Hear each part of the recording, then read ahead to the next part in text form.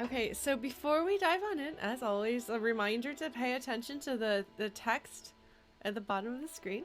I feel like the text at the bottom of the screen actually has been helping a lot because we've had fewer people struggle with backseating, I think, since that went up there. So maybe I should have done that much sooner, but I didn't. Let's see. Just a reminder though to everybody, like, make sure that you don't spoil or backseat things. You can yell in our Discord together. You can join that peanut gallery if that sounds like a good time. I've been told it can be a fun place to be during my streams. But yeah, so I want to apologize. I streamed longer last week than I should have. And so towards the end of it, I was really losing my ability to focus and pay attention to things. I was really doing very poorly. I don't know if you could tell, but like health-wise, I was beginning to do very, very poorly by the end. So there were definitely things that Renee said that I missed and probably won't remember and probably didn't understand. Connections I was trying to make, but I could feel I was reaching for pieces and did not have either the energy or the mental capacity to do what I was trying to do. But I will apologize in advance just because there will probably be consequences for my lack of ability to focus on that last time. But I'm gonna do my best. If I feel bad again this week, I will try to shut down sooner. I will notice it. I'm trying to be aware of my own limitations and to respect them, because if I push myself, nobody's going to be happy because I'm going to pay a physical price for it, and I also won't be paying as much attention as I should. So yeah, quick summary of last week. We talked to a guy who told us his name was Martin Martinez, which I was super pleased with the way that conversation went, because it all made a lot of sense to me. As far as like even if it hadn't gone well, I felt as though the actions that I was taking were the actions I was trying to take and fit in the world and fit in my understanding of the characters and so on. So that was good, and I'm really looking forward to exploring that plot thread. We also talked to Cindy the Skull, but I chickened out and ran away rather than committing to saying anything with her that would actually have gone somewhere. It might not. The thing is, the things that I was going to say to Cindy, it may be that there's actually nothing there. Because for better or for worse, she is a creative person feeling stifled by the world around her, and she's a young person struggling to have hope and to feel like she has the ability to do something meaningful, but desperately wanting to do something meaningful. And I can't say that I know where she's coming from because I've never been in as desperate a situation as she is. But I think I understand that kind of mindset and that kind of person well enough that I take it really seriously. I take it as a responsibility. I feel a responsibility towards Cindy. And that makes me want to say something that will help her.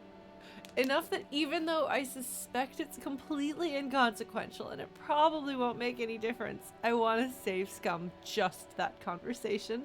But I'm kind of afraid of starting down a slippery slope of allowing myself to save Scum. So we'll see. It's funny, of all the things that have happened, all the conversations that have happened that have probably a lot more at risk, at stake, that's the one. That's the one that I'm stuck on. I don't know why. I think because the rest of them feel more like me trying to sink my teeth into the story. And that one doesn't feel story related, but it feels, I don't know, it feels like being able to help a kid that might need some help and some support. And that I take personally in a different kind of way. Does that make sense? Does that make sense? I'm not sure if it does or not. Also, hello, Aether, and hello to everybody else who drops by. Feel free to speak up and say hello if you feel so compelled, but you are never obligated to. And then we came here and we talked to this very interesting old man. Had some incredibly lucky rolls. We will roll terribly on a very important something at some point, and I will feel like that is because of the Renee roll. That's not actually how it works. The universe does not actually keep score, but there is a part of me that has always believed that the universe keeps score, and it is very hard to detach myself from that out of like instinct and habit. And it is hard to believe that it doesn't. Just in general, humans want to see patterns, and if the universe keeps score, that's somehow less scary than RNG. You know? But it's less scary than thinking that the world is just RNG.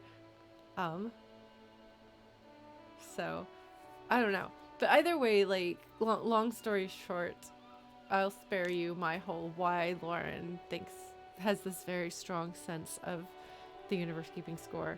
But it'll come up, I'm sure. It is interesting that there are things our brains just aren't very well equipped to handle. Like space, as it turns out. I don't think I could go to outer space. I'm pretty sure that I would be one of the people whose brains would just break. Which is interesting. Bye, Lentil. Thanks for dropping by, and I hope you have a good rest of the day for you. Don't get mayonnaise on the measuring tape. Who's got mayonnaise? Is this man? Oh, this man is he's eating a sandwich of some sort. Okay.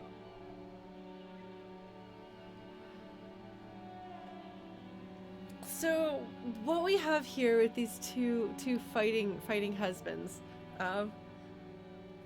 is well, it's not so much the claustrophobic feeling of being in space, so much as your brain being confronted with the tangible, visible presence of infinity, basically, and your smallness within it. That is very difficult, I think, to handle. If I think too hard about it, I can already feel things beginning to slip, so I try not to. I think that engaging too hard with the concept of eternity is like intrinsically linked to thinking too hard about the concept of mortality, and there are some dark, slippery paths one can go down. So I generally try not to. And instead I look inward, but at other people. Fictional people, too. I really do like this song. But yeah, so we talked to Renee, who is a man of the monarchy who fought to defend the monarchy, who was able to and willing to tell us one of his big adventures, so to speak. But there's another one he won't talk about. Gundibot, I own it. And I've read part of it, but it's a little bit too of its era of science fiction to be quite my thing. I might go back and read it. I own it because that is my last name, spelled differently, but that is my last name. I actually have a book, because when my parents were married, they had a copy of a book with my dad's last name and a copy of a book with my mom's last name in the title. And I own both of those books. My last name is the Flute. Yes, absolutely. Huh. I haven't tried reading it in many years. I wonder what I would think of it now. Do I like pastrami, sauerkraut, and bagels? I'm more of a corned beef girl, and bagels only if we're talking about New York style. Montreal style bagels are not my favorite. They're okay now that I've had the real deal, but they're not the same.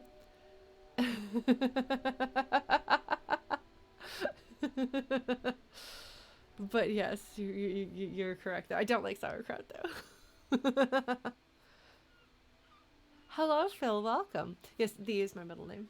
LaurentheFlute. That's the official name. Definitely, that appears on my passports. Yeah. So we have our royalist fellow, and then we have somebody who it sounds like may have been part of the socialist movement that was at war with the royalists until the outsiders came and beat everybody up and wrecked the whole place and made a mess of it, unnecessarily so, because they were making an example of it. So we have not in fact talked to this other fellow except for his interjections to the Renee conversation. Well, Blue Sweetheart, welcome. Feel free to hang out. If you love Disco Elysium, then you know what we're getting into, and you know if there's going to be content that might make it harder for you to sleep. But mostly it's going to be me talking and characters talking. There's going to be a lot of talking. But this is a game that's all about talking, so I fit right in. So things that I was thinking I might want to do is I still need to call in Kim's car and see what excuse they give for me not being able to get a hold of my station, because they're going to give an excuse. There is no way that I'm going to get my character identified this early on. If it's supposed to be a mystery, which I feel like it is, there's no way they're going to resolve it on day one. It's not going to be like we just walk outside, make a phone call, and suddenly the mystery is resolved. I don't think anyway. But I still want to see what that is and what they do. What else do I want to do? I should at some point go and talk to the corporate lady. And I really should go finish talking to Cindy. And then if we have time, we can go inside that building. Although I kind of also want to take inventory and see how many other people out here I haven't talked to. Oh no! You don't put pastrami on a bagel. You put pastrami on rye bread. Bagels are for lox if you like fish, which I don't. Tomatoes. I like a good ripe tomato, a little bit of mayo or cream cheese, a little bit of salt. That's all you need. It's very good.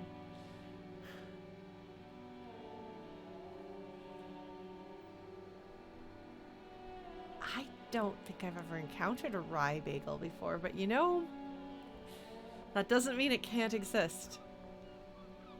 Fried egg on a bagel. Maybe so. I like tomato bagels. Hold on, I want to click this. Oh, Blue Sweetheart, thank you for subscribing in advance. I didn't know you could do that, but thank you. You subscribed. Thank you. We're not getting the notification. There used to be a thing that would pop up and notify. I wonder, oh, is it because, oh, it's because the alert box is underneath other things. Hold on. Let me move it up. Yes, bagels are mostly for cream cheese. That is correct.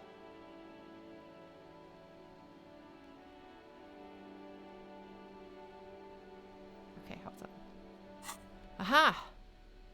So something here showed up, I think, as being new. So I've got my gloves. I've got my bum hat, but I'm never going to put that on because I have the hat of friendship. Why would I ever not have the hat of friendship on my head? Items. The lieutenant's handkerchief. Hold on, I'm going to have to move this so I can see, sorry. I like plain bagels, honestly, better than bagels with lots of stuff around them. I'm glad that we can appreciate bagels. There's actually a good bagel place near me that I need to go to again. You're making me think about bagels. Maybe I'll go get bagels this weekend if I've got the energy. We'll see. So, Portier. One corner is adorned with lace and a tiny embroidered portiere. I don't know. That's usually a name or a brand, but I don't have any, like, that placement wise. So I don't know who or what that refers to, but that is interesting. Interact. I don't know what interact, why this is a thing in here, but it is. Clothes, tools. Oh! Yellow plastic bag. Use this to collect TARE from the streets. I assume that that refers to bottles and other things that can be traded in for money. Wait, why does it have price? Wait, but why does the handkerchief have a price? No. No. Kim gave it to me. It is priceless. You can't tell me otherwise. So there. So you have to actually equip this. Oh, you put it in one of your held things, and then people will probably be like, why do you have a bag of junk? And I'll be like, look, I need monies. Okay. All right. I could, but you know what's more important than trashy novels? Friendship. Oh, that's right. I knew there was something else I needed to do. I made a note mentally that there was something I needed to do in Disco Elysium. And I was racking my brain before we started playing, trying to remember what it was. This is what it was. It's the level up button. Alright, I don't know how leveling up works in this, but I probably ought to put another one in physique. Am I going to? Remains to be seen.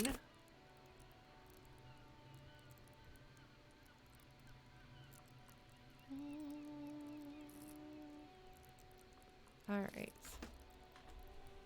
Hold on. Actually, it appears that level up lets you put a point in a particular skill. Okay, so I can avoid Inland Empire running away with me. Oh man, okay, total 1, total 2. Yeah, so that tells me what my current total is of these things. Okay, psyche base, learned skill, bonus from items, bonus from thoughts. Signature skill gets +1. Learned skill. Okay, so I could put points in Spidey sense.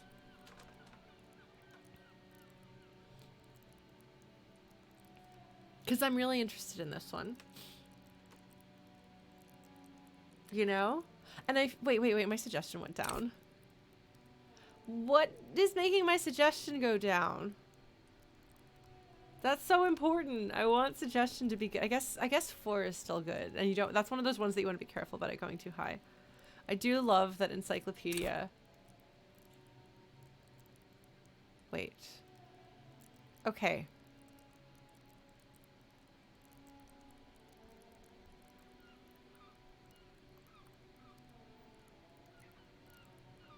Hold up. Wait. I just realized that I have a number of diamonds on each of these cards. Only one of them has a diamond filled in, and that is the one that is my signature skill. However, if you look at them quickly, it appears, oh, they require you to, like, they appear to max out at whatever that skill category stat. Whatever your stat is. Oh, see, we've got triangles here. Or not triangles. Diamonds. Different. So it would appear that, generally speaking, by some default, you can get the number of diamonds that are under your relevant stat. However, endurance is way higher. And all of my psyche skills have more. Like, this is 5, but they've all got 7, which is a lot. So, I wonder why. Endurance. Why do I have so many potential points in endurance? What is it about me? What did I do that made my physique's endurance number go up? Metabolism and circulatory system improves your health. Ah! So you are less likely to die. At high levels, you can take a few knocks to the head, do more drugs, shake off a few cardiac arrests. In other words, you could maybe get the tie.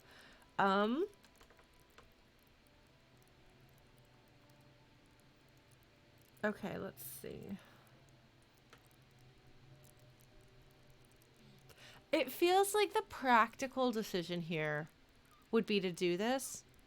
And it feels like the game wants me to do this. The game is like, please, Lauren, don't die. However, I want to put points into Shivers.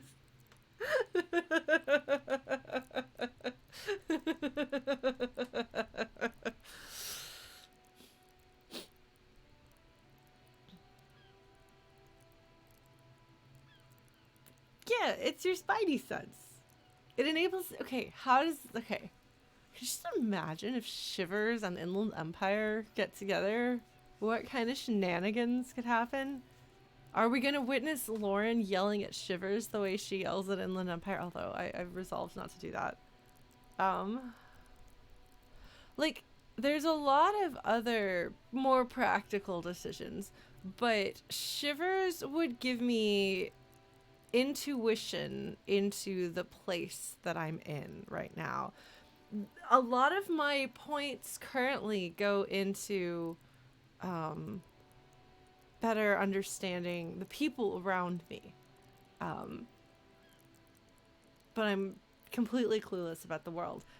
Having something give me intuition about the location that I'm in would make it feel a little less like I'm going in blind as far as the setting goes. But in a way that is still consistent with their desire to make me feel very confused and overwhelmed as I try to get my bearings. I don't know, it feels like it would go nicely with the combination of Inland Empire, empathy, and suggestion, letting me understand people. And an encyclopedia there filling in the gaps. Like, Shivers doesn't seem like something that would be a physique skill, honestly. It seems like something that would go under psyche or intellect more to me. So I'm inclined to take it because it feels like it's in keeping with the way that I like to play my character and the experience that I like to have. I feel like it's most likely to tell me bits that I want to know. So at high levels, Shivers may make you seem mad to the outside world, but I already do. Okay, see, supernatural, there's that word again. Old wrongs play out in present time. Scenes across the city happen in front of you, but who is speaking to you? Like, that's fascinating. Because I don't know if this is actually true. All of the other abilities that I have are either my ability to read things around me and my knowledge of people, or my ability to imagine what could be. Between visual calculus and Inland Empire, both of those kind of let you take the pieces that you see and extrapolate from there. But this doesn't sound like extrapolation in the way that it's told. This sounds like you actually get these bits of story. You hear these things, you see these things. I have written and run games actually in which characters had abilities like this. Scrying, seeing events of the past or hearing events of the past. And I find that sort of thing very interesting. This is not necessarily past, but it could be.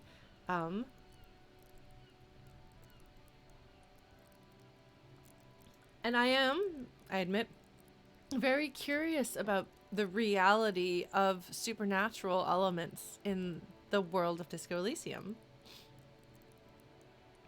And so this being a skill seems very interesting on that front. Now, granted, putting 1 point in it will still be very, very low. So it is unlikely to really matter until we get it up to, I think. My guess is that I probably will need it to be at least 3 before it starts talking to me. Because I have never had any of these stick their nose into my business.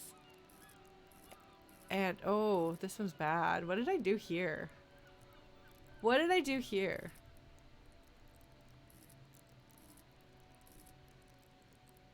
Oh, wrong one.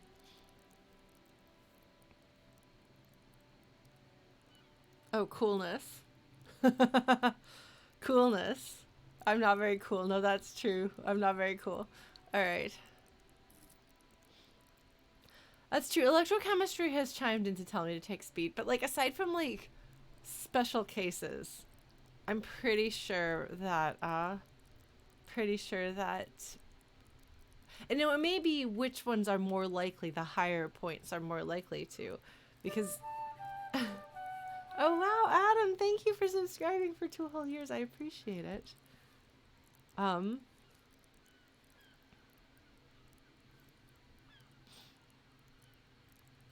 Like, this one's cool. I'm not saying I'm gonna put points in this. I'm just marveling at the fact that this is my dump skill. This is the one I have 0 in. I am so uncool. I need to get new pants. If it's my pants. I'll get new pants. Yeah, I think that'll be first order of business with clothes is to get new pants. I don't remember what else my pants do. I'll take a look at them.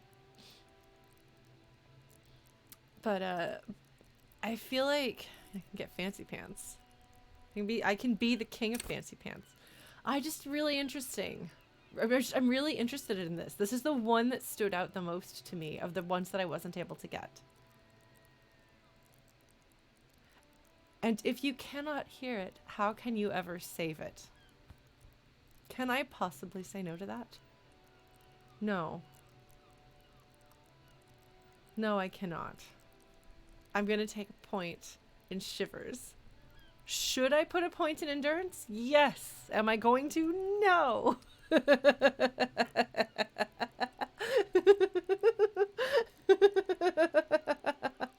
I've been calling the detective Ocelot because when I first looked at the cover of the game, I thought it looked like Revolver Ocelot and Glasses Flashlight Man.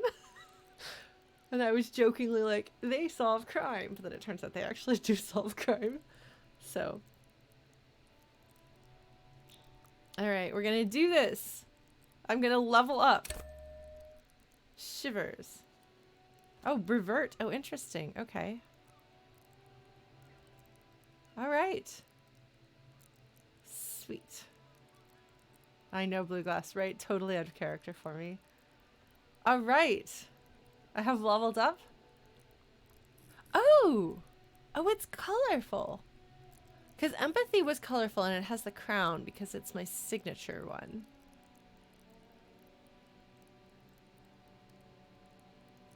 Interesting. I wonder whether, even though it's only 2, I wonder whether it will speak up more because it has points. And there are probably fewer points that you can put in things. At some point we might put points in endurance. We'll see. I'm not feeling particularly...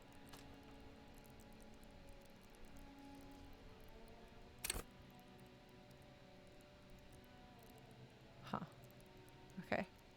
I'm not feeling particularly endurance filled in real life either, so... Yeah, there's a lot of possibilities. There's a lot of possibilities. There's what, 30? Skills? 6 times 5, yeah. 6 times 4, no, 24. I can math. I don't know why I was thinking 5. Okay. I have slightly more spidey sense. All right. So that's done. Wait. Okay. Character sheet. Inventory. I'm so delighted that my ability to... Basically that I know what those things are called and I can hit the right button. All right.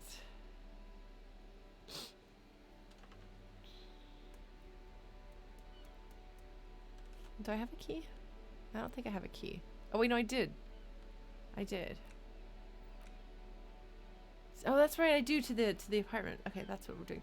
There was something I was gonna check. Okay, yes. So my shirt, now that I have a slightly better understanding of the game works, my jacket makes me more copley. My hat makes me more detective-y.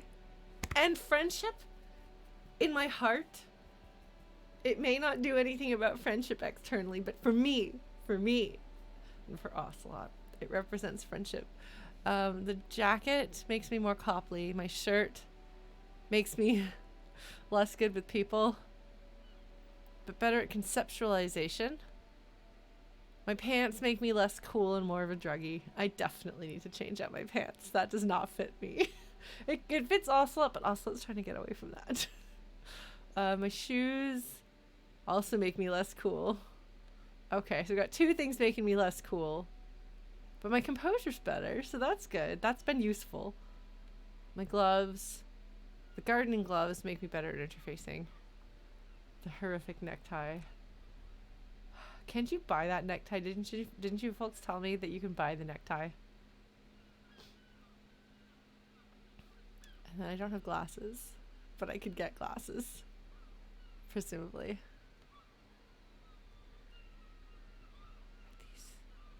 Does this mean that these two things are affected? No, wait, no, that's not right, because...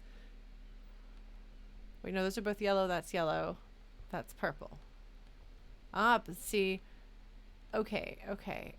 So I think that's just alternating so that they're easier to distinguish instead of the purple and yellow being actually... Wait. Yeah, okay. Alright. Alright. We're good. We're good. Alright.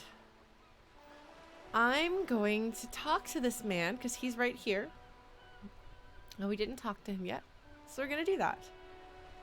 The light, that's a light post. It's really weird looking. I'm not quite sure where the bulbs fit in. I'll take a look at that later.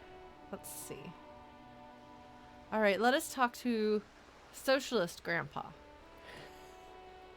He has a great hat. His whole character design, and he has this very like soft-spoken nature. I think they've done a good job. He's been very clearly characterized. Renee feels more like a caricature of sorts, but that's partly because I think he is trying to fulfill, or he's trying to place himself into a certain role. This fellow right here doesn't seem like that's his interest, so let's see. All right, I'm gonna click on this fellow. Talk to him. I have really outdone myself. This is divine. He takes a bite out of his sandwich. All right, Gaston. I'm sorry, you're gonna have to deal with my Americanized pronunciations of people's names. I will do my best, but I actually feel less awkward saying an Americanized version of a name like that versus trying to say it with an attempt at a French accent. Yes, that's what you need, Gaston. More padding on that fat arse of yours. I hope your heart gives out. He's such a charmer. Do you need me to turn the audio up a bit? I bet you do. Let's do that. Renee, it's a little pleasures. Life doesn't need to be a struggle. I don't know if that onomatopoeia is supposed to sound like he's eating or like he's like trying to think through something. They are such a contrast to one another. It's really interesting.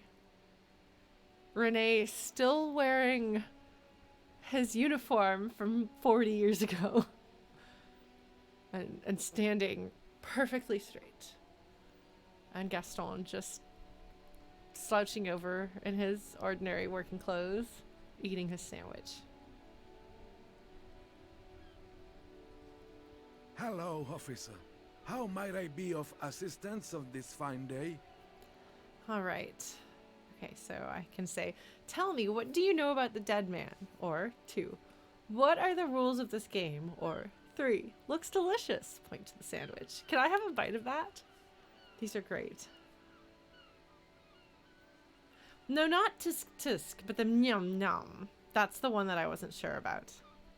I know about tisking people. That's still in usage, but the nyum nyum sound, like, is that supposed to be him eating? I think that's supposed to be him taking a bite of his sandwich, but it could just be him making noises, thinking as an old man. Oh no, it's okay, it's okay. Ocelot is kind of cat-like. I like that Renee doesn't stop throwing these things even though I'm right here. Alright, I'm going to ask him about the game because that seems like a better start of the conversation. Although it would be funny if he decides, rather than explaining the game that they're playing, if he says something more about, like, the world. Let's try this. Sorry to make people hungry. We've just been talking about food. Look, food is a shared human experience. All right, what are the rules of this game?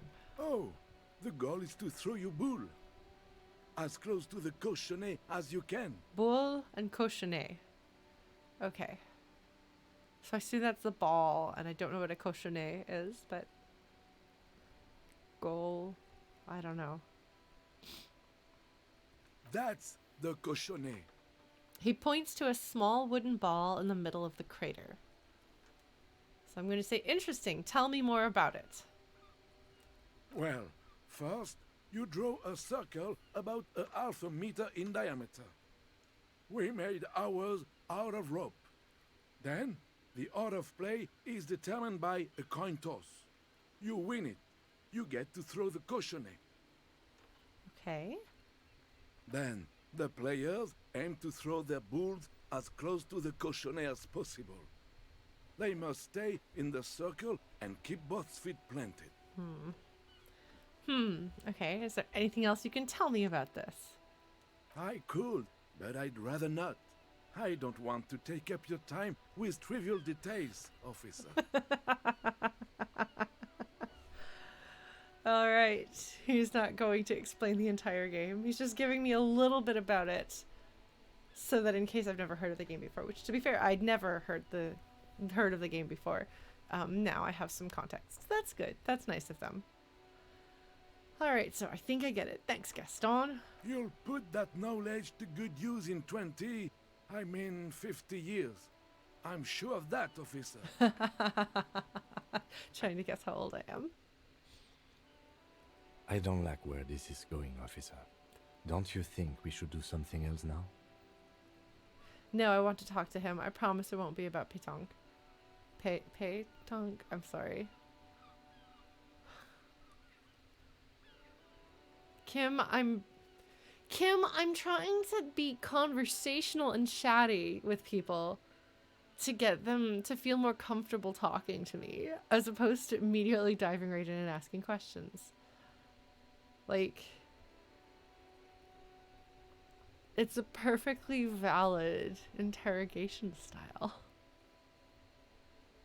Some of us like to be chill, affable fellows who just happen to be investigating a murder. Could you tell me about the politics in the area that might have caused people to kill a person horribly? Establishing rapport. See, exactly. Serious Inc. gets it. All right. I'm going to say no. I want to talk to him. Promise it won't be about Pétanque. I have a detective hat. Yes, because I meddled. And even if that had nothing to do with the case, Kim is not going to tell me that was the wrong thing to do. Because in his heart, he too is a compassionate meddler. Hurry up then. Okay, tell me, what do you know about the dead man? You can be like, I don't know anything. Let me think. I heard someone was hanged and left on a tree for a week. But that's all I know, really. So I can either say, come on, you must have heard something, or really, you know absolutely nothing, or shame. Maybe you can help me with something else then.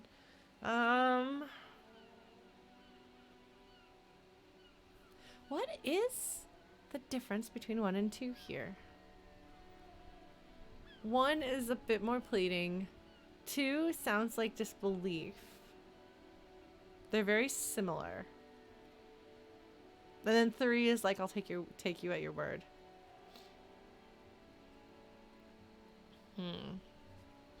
Yeah, no, the tone is definitely different, but I'm trying to piece through it. Like this 1 is more like pleadingly, like, are we gonna do this, please? Come on, tell me, be honest, be open with me. And 2 is more a more scoffing, sarcastic tone. Yeah, just to be clear, I wasn't actually asking the audience to explain to me the difference between 2 things that I can't tell the difference between. I was musing out loud, trying to think through what the difference was there. Because it's obviously not the exact same question asked twice, like, or not the same exact answer twice. Like, it's very similar. So there's clearly a difference. And so I have to kind of figure out which of those 2 has the nuance that I feel more comfortable choosing in this case. So it's and then I have to think through because I'm being excessively strategic, overanalyzing everything that I choose. 3 is just, I'm going to take you at your word. Where there are people who wouldn't want to be pushed. So if I just say, ah, yes, I'll take your word for it, let's move on. That's sometimes the better choice, and then maybe they'll open up because they like you and appreciate, or at least appreciate the fact that you didn't make them unhappy. Gaston seems relatively chill. So I think he'll be a bit playful if I'm like, oh, come on, man. And he's like, no, I promise, I don't know anything. I don't think that that's confrontational. I think if I choose 2, I think that's kind of going to be more cold and probably play more into cop stereotypes that he won't respond very well to. So I think, sorry, there's always sirens going by. I live very downtown. I'm on the 12th floor, and that's how loud the sirens are. I think I'm going to go with 1. We'll see.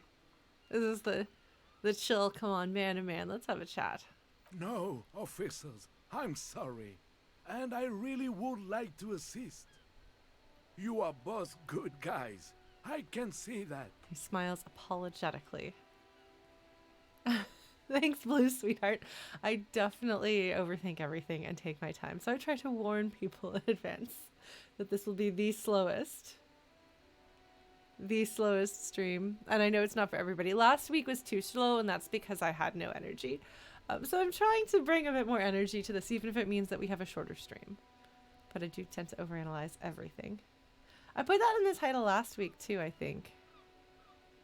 Then help them, you wimp. You have plenty of shoulder with your ghost caviar in the Union. Someone must do something.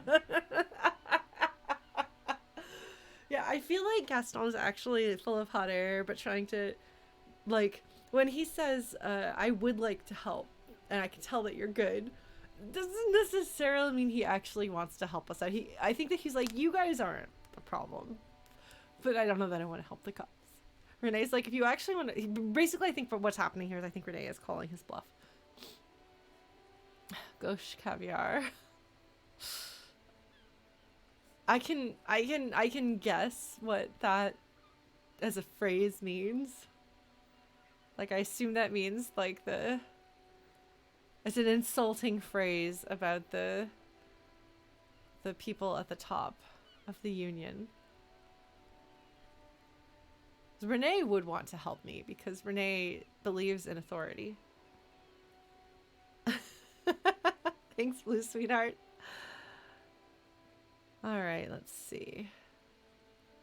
He means caviar socialists. Well, there you go. Rhetoric is on top of it. Thank you, Rhetoric. You always got my back. All right. Caviar socialists. Ah, that's interesting. I wish I could, but I just don't know anything. I always keep my nose clean and don't gossip. Everyone knows and respects that. His cheeks turn red. So he's actually a little embarrassed about this. That's interesting. Odd. He doesn't seem to be lying, but there's something off here. Thank you, drama. Yeah, because like his cheeks turning red could be embarrassment about the situation, or it could be kind of that he's covering something up. And that is interesting because I do believe that the man being murdered is related to the political situation that's going on here. So, do I push him? If I push him, he might tell me what's up, which might reveal something about his character, even if it has nothing to do with the murder. Which I'm more than happy to get to the bottom of people's interpersonal troubles. I'm a big fan of that. Let's see. Yeah, well, I feel like Caviar Socialist is just pointing at the hypocrisy. People who don't believe that that the people who are doing this are actually following the ideals. And I'm sure that is part of it. But also you can have people who are genuinely idealistic and sometimes make poor decisions, and also things can be complicated whether you are idealistic or not. So people who espouse socialism but live luxuriously, yeah. It's not a phrase that I've heard before, but that may simply be that there's just not enough talk about that growing up in the US. The time that I did, there just may not have been enough of anyone taking socialists of any sort seriously to talk about that. Champagne socialist, yeah, like I haven't encountered that either, but I could imagine what it means. Oh, is it used in the UK media? Oh, okay, that could explain why I'm not as familiar with it then. Okay, well, the thing is, you have to understand, in the US up until very, very, very recently, and even currently to many people in the US, like socialist itself is an insult. You don't need to append anything more to that. Socialists or communists are bad guys. And so you don't need to point out their hypocrisy. There's nothing to do with their hypocrisy. The very nature of what they say they believe makes them the bad guys.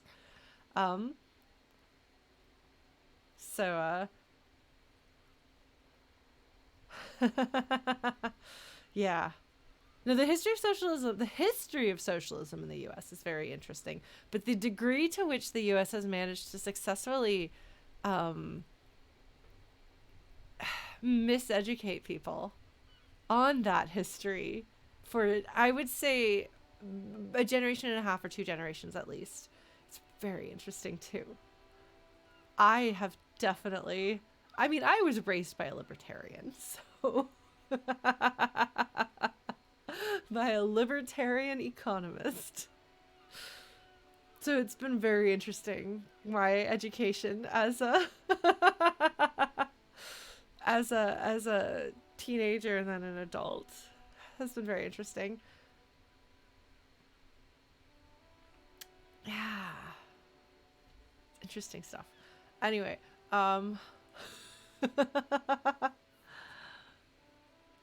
thanks, Scott Benson, for educating me, even when I have not been a libertarian myself at any point, but nor have I ever been a Republican at any point, but I have definitely become more and more left-leaning as I have gotten older, and I have learned a lot. No, that's fair, Grundy, but my dad and I don't talk politics, generally, if I can help it. All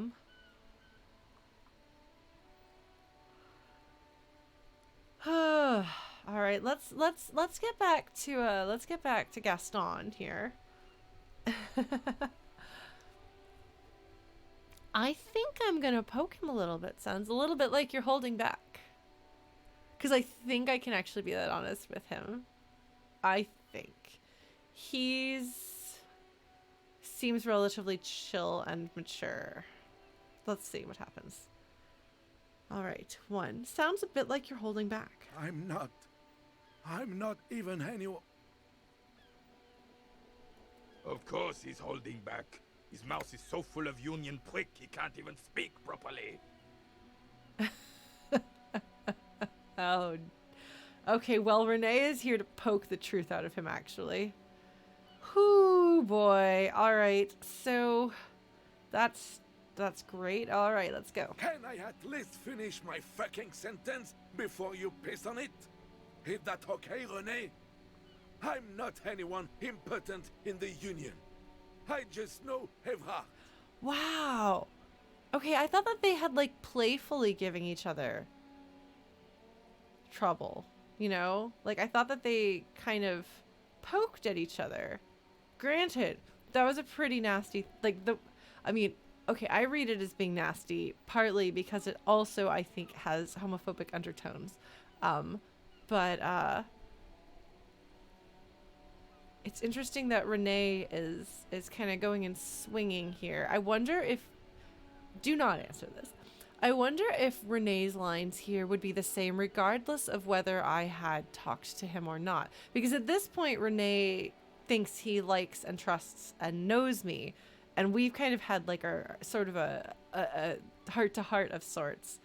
And I wonder if he's going to be more likely like on my side from his perception of things, or if this is just naturally what he does because I'm authority and he likes authority.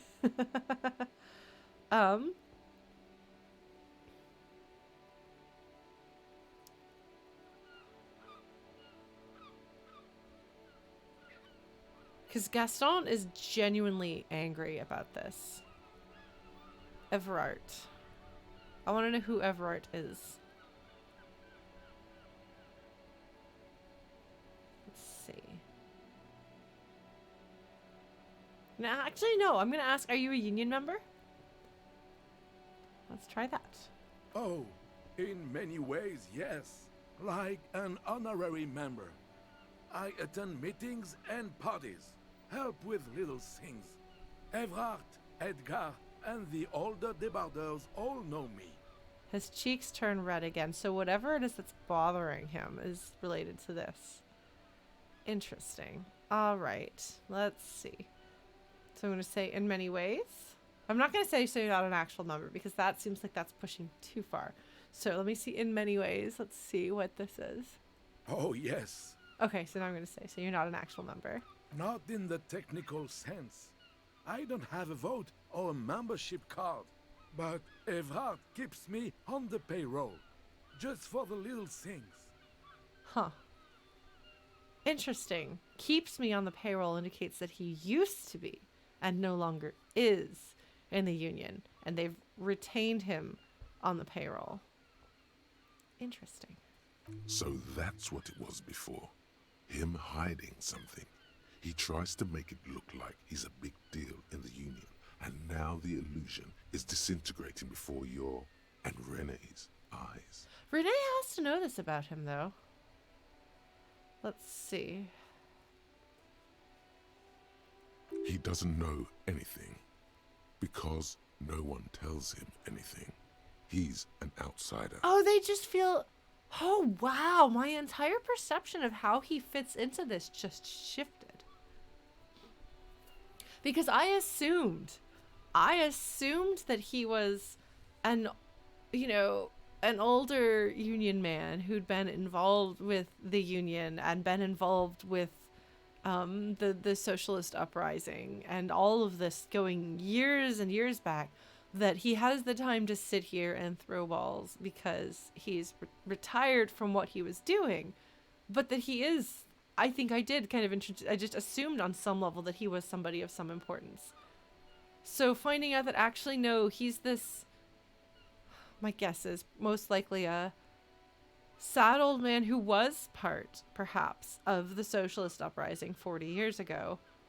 And because of that, perhaps, the people who are continuing to do the work feel sorry for him and keep him on the payroll.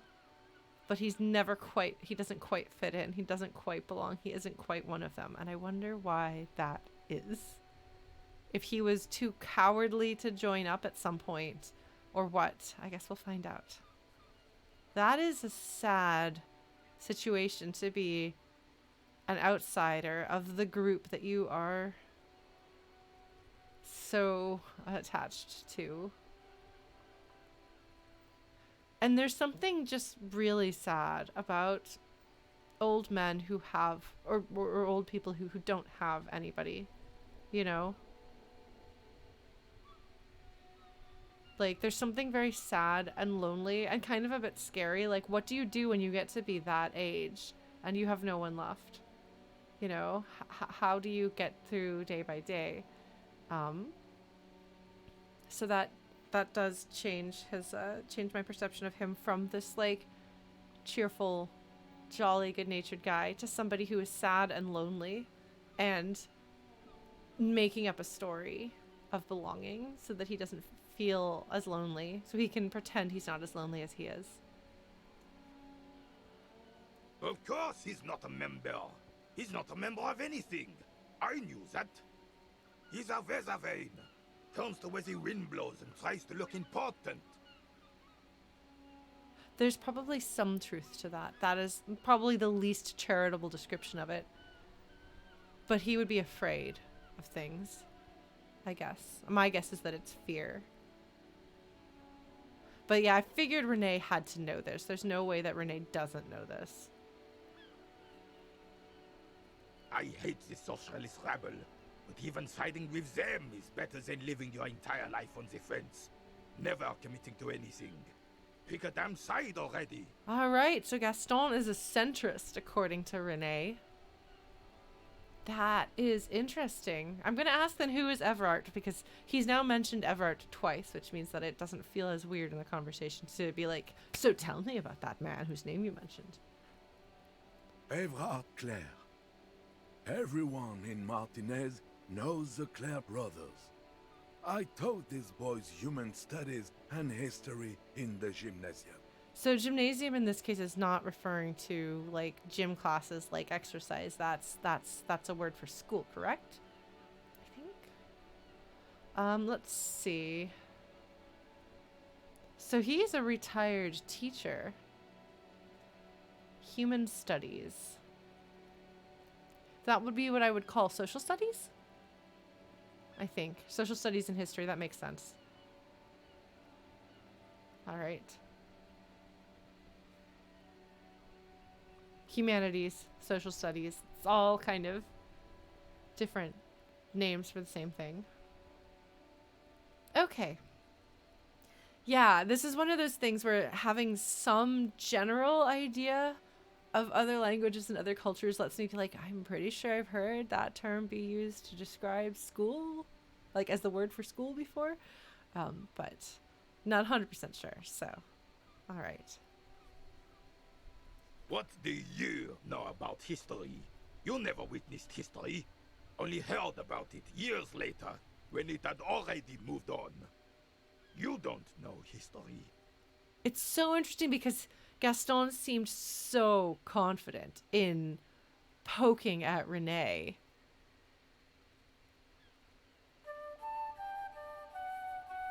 Oh, Methods, thank you for subscribing. I appreciate that. Grammar school, secondary education, okay. The Dweller in Darkness, thank you for following. Ah, look at that, we've got following now. So, for all that Renee is not a kind fellow, he is made of jagged edges in his own way. He is very sharply unkind. And for all that I disagree with his politics kind of inherently, I'm not going to ever be a monarchist. Renee is, as far as we know, Renee is largely what Renee asserts himself to be. Now, I know that there is part of his story that he hasn't told us, because there was the one medal that he wouldn't answer. And not all war stories make you a hero. But I feel like Renee is truly, genuinely what he is and what he says he is. It's frustrating when there's an old person who won't grow and won't change and won't understand that perhaps his way is not right anymore. But I do think that he is who and what he asserts himself to be. Gaston did successfully convince me through his interactions with Renee that he was what he asserts himself to be. He came across as this particular kind of figure that it turns out he isn't. And so Renee has these opinions, and he's lived these opinions. He's lived the consequences of these opinions. He has literally put his life on the line for what he believed in. And there is something to be respected there. Also, I don't find his side of things, like, it's not like it's 100% reprehensible, you know? Like, I don't agree with it, but it's not like he's like, yes, we love to torture children. You know, that, like, you put your life on the line for that belief, and I'm still gonna think you're a garbage human. Brene being a monarchist is not that.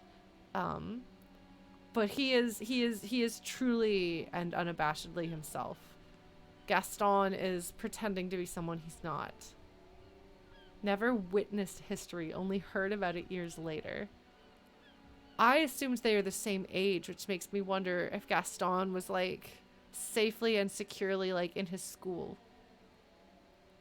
And it's okay to teach history without having lived it. You don't need to be a soldier in a war to teach about the war, to study the war. But I can understand why a soldier in that war might be prickly about it. I haven't seen that movie. The old soldier mumbles something under his breath and turns to face the sea. There he stands, proud, rigid and alone, like a cracking marble statue. Yeah. These two men are very lonely in their own ways. One proud, one ashamed, but lonely enough that in their loneliness they find friendship. Of sorts. And yet, even though it is friendship, is it really? Or is it more? I mean, we joke about them being a married couple, but the way that they bicker, they actually hurt each other. Or at least Renee actually hurts Gaston. I don't know if Gaston actually hurt Renee in meaningful ways, because I don't remember, because my memory is not good.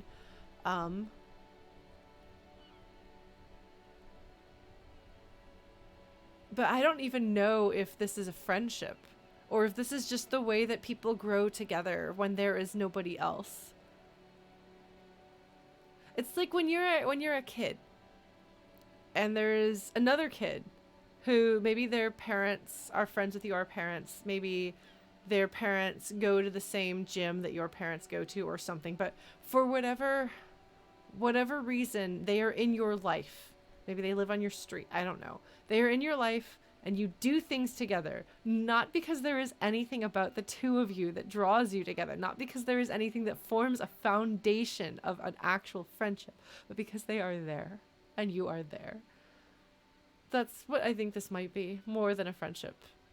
Which is interesting, because again, that's not how I perceived it at first, but that would explain why Renee is so unkind to Gaston. Let's try not to get caught in a crossfire. Yeah. Lest we leave riddled with bullet holes. This animosity is ancient. Yeah, no. Because there is a friendship that is bickering and disagreeing. Like, so for example, like my dad and my grandpa, were very politically opposed to one another. And they would yell.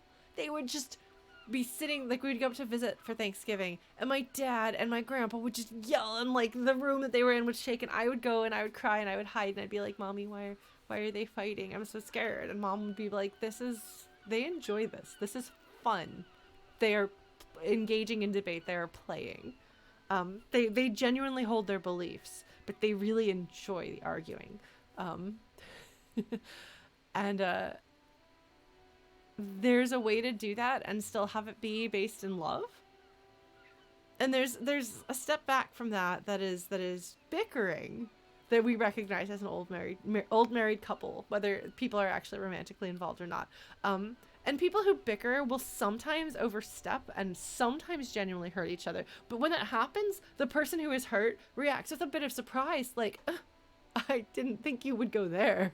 I thought we were friends. I thought this was safe and predictable, that we would bicker within the safe territory of bickering. You went too far. But it's an abnormal step, and the other person who's done it has a reaction. You can see the moment when people are bickering and somebody goes too far. You can see it in both of their faces. One like kind of recoils and is shocked and hurt and surprised, and the other one has a moment of like understanding of whoops.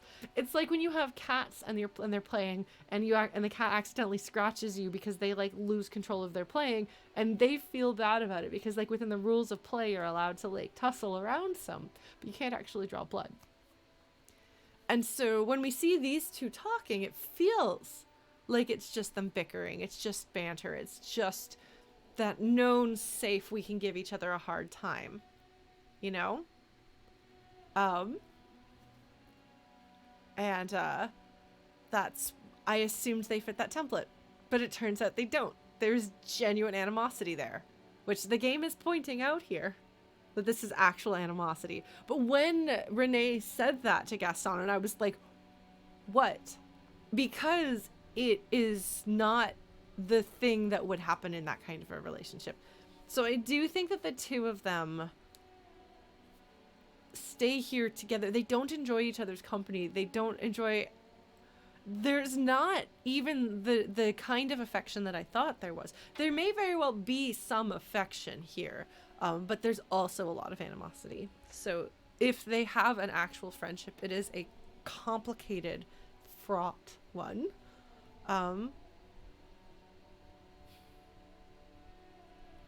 Because, like, I've had friendships with people who just put me down all the time.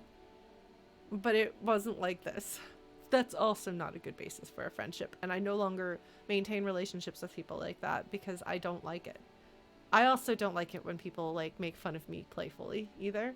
And it turns out you can say, hey, I don't like that. And either people stop or you don't have friends who enjoy doing that. So, fun fact. If you didn't know that, you can say, I don't like this kind of interaction. You have the right to say, I don't want this. And there are people who really, really enjoy being able to make fun of each other, and that's how they show affection. And so that may just mean that you're probably not the best fit for each other to be close friends. But even those people should be able to be like, oh, okay, I'll try my best. But you can say, I don't like that. That's fine. That's just a way of being. So yeah, sparring partners in a way dweller in darkness, but the problem is that sparring partners usually have a degree of professional respect for each other. In order to spar with somebody, you have to trust that they're not going to break the rules. There's not going to be low blows. They're not going to, break your limbs. There's a degree of safety and trust and respect that is implied with sparring partners, I think. And I'm not sure about that with these two. So I guess so much for what I thought was going on here. What are the little things you do for Everett? Writing work mostly. Occasionally, he needs something written, and I happen to have a way with words, people say. Interesting. Let's see. Oh, nothing official, I assure you. just essays for the newspapers. About Martinez and how things are and how they could be. Evrard and I had these long talks where... I forgot to read, by the way. I chose, there was a question, what kind of things do you write for him? I think having standards of how you want to be interacted with and what kind of interactions you're okay with is perfectly normal and healthy. And I don't think you're at risk of isolating yourself by establishing boundaries. It may mean that you have fewer people in your life than if you didn't have boundaries. But you're also probably less likely to be hurt. And you will probably be able to find people who do respect boundaries. I have found that when you start to enforce boundaries, the people who walk away because they can't handle the fact that you have boundaries, my life has never diminished from the absence of those people. And in hindsight, once I got over the initial shock and pain of having lost friends, I realized that those were friends who I had lived on edge with for most of our friendships, that maybe they had said or done things that hurt me a lot. Maybe I was always worried about angering them or running them off. And I felt like I could breathe easier without them. And if you are so afraid of setting boundaries because you are afraid of being alone, I can say, obviously things will be more difficult if you are in, for example, a very isolated rural situation or something like that, where there is a very small number of people to choose from in the first place. And in that case, you are in a tougher situation. I have lived in small rural places and been cut off from the main form of meeting people. So I understand that.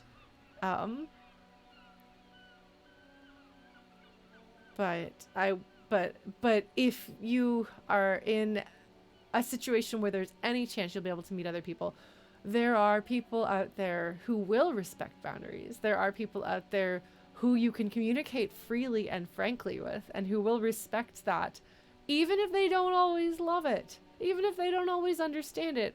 For the most part, they'll do pretty well. And your life is better for having people who respect you and who care about whether you feel good or not. Like, that is a better way to be than having more people in your life who are harmful and hurtful and who do not let your well-being be one of the main factors in how they interact with you as your friend. So it's uncomfortable sometimes to first to define your boundaries and then to enforce your boundaries.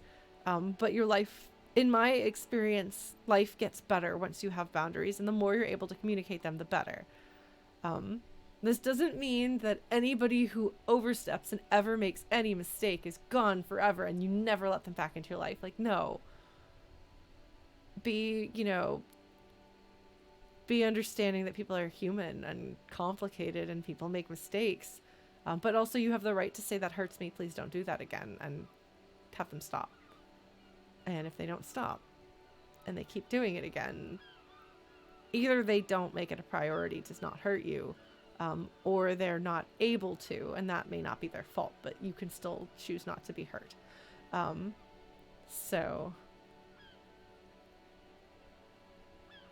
I don't think that the kind of boundaries that I'm talking about are the sort of things that people will overstep because they care about you. Sometimes you can say, leave me alone. I want to be left alone because I feel bad and I'm going to lock myself in my room. And you have a friend who comes in and says, okay, no, I'm going to step in. I'm going to intervene. I'm going to make sure you're all right. And I brought you food even though you said you didn't want anyone around. And sometimes that's the right thing to do.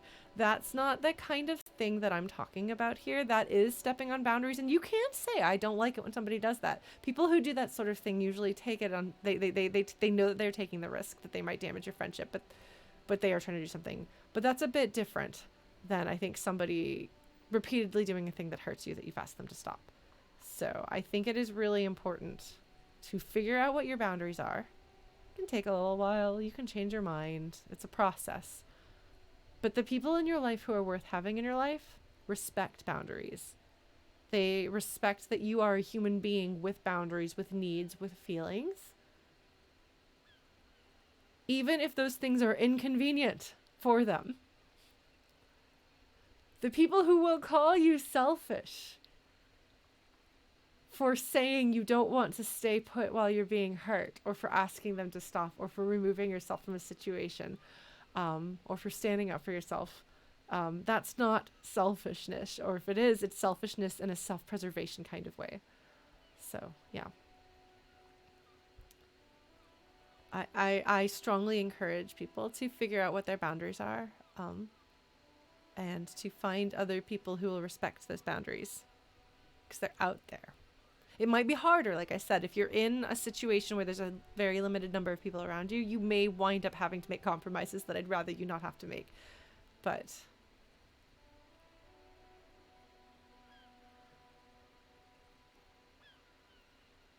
yeah, I think it's honestly, I hope I don't seem overly critical of Gaston as a person. His situation makes me sad for him. I feel like in his case, perhaps not being willing to take a stand has led to some of his loneliness in his case. Also, yes, enforcing boundaries to family is boundaries on hard mode a lot of times. But a lot of times your family can learn to respect your boundaries, or respect that you have boundaries. They may still complain about them, but a lot of times things will get better, and you can have a healthier, better relationship with them once you get to the other side of the kind of ugly growth period. So that's I'm probably older than a bunch of you. That's my grown-up advice to you. If you're like in your early 20s and trying to figure yourself out. This is big sister Lauren. Bestowing wisdom such as it is on you. But yeah, so Gaston here, bringing us back to this game. So he's been writing things for the paper, essays for the newspapers about how Martinez and things are and how they could be. And it sounds like he and Evart sit and talk and talk and talk. And I would like to believe that Gaston is feeling like he has these visions and these ideas himself, that he's found something he can believe in. But I suspect that Renee is going to cut him off here, because he's writing what Evart tells him. He's believing what Evart tells him and what Evart believes in. And not what he himself believes in, perhaps, what's happening here. Or maybe later in life he did actually find something he believes in, but not enough to join the Union. Well, he tells his little penman exactly what to say. It's commie propaganda, plain and simple. You should be ashamed of yourself. What's interesting here is that obviously I don't agree with, like, politically I think probably more likely to side with the left side of things than with Renee here. And yet the objection here is not, like, if we can untangle what Renee is saying here, there's a couple of different things going on. There's Renee criticizing his politics because he's on the opposite side. But also there's the fact that what Gaston is writing, these aren't even his own beliefs. These aren't even his own things. Potentially. The way that he talks about it and the things that that Renee says make it sound like this is not his own belief and his own wisdom and his own knowledge and his own experience and all of these things, but somebody else has a strong belief and has wrapped him up in it. The fact that Gaston is not actually a member of the party, is not actually involved, makes me think that this is probably not, like, there is probably some truth here. Even if the way that Renee says it, the way that Renee puts it, the spin he puts on it, all of that is not correct.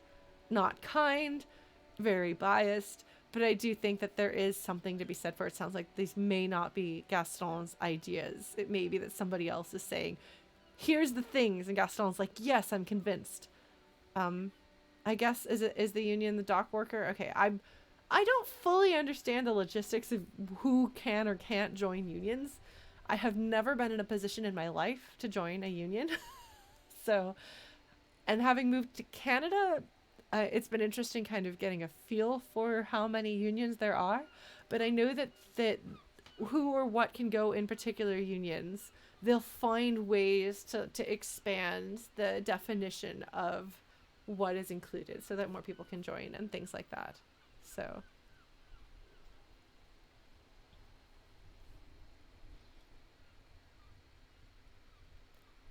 I don't think he should be ashamed of himself. I definitely don't think he should be ashamed of himself.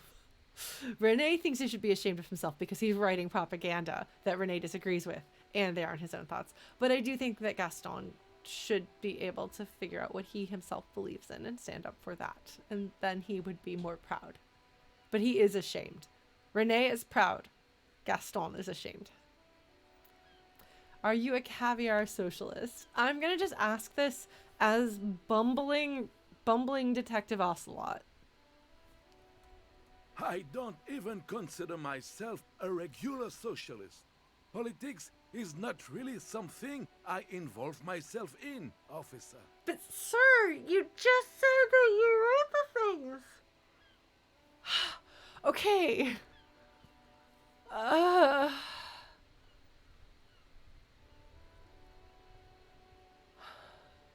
right.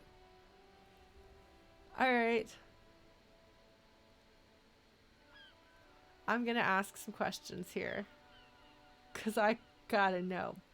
So my questions are, 1, wait, how can you write those newspaper pieces if you're not political? Good question. 2, so you are a weather vane? Don't put it that way, Ocelot. Don't put it that way. 3, but you need to believe in something. Freedom, the people, Revachol, or even money. Or 4, that's smart. I keep my nose clean too. Obviously, we're not going to pick that because we're going to be a meddler. Whether you like it or not, Ocelot, we're meddling. So the 2 answers here that I'm interested in are 1 and 3. I want to be able to ask 1 and then ask 3. I don't know that I'm going to be able to. Sometimes you can, sometimes you can't.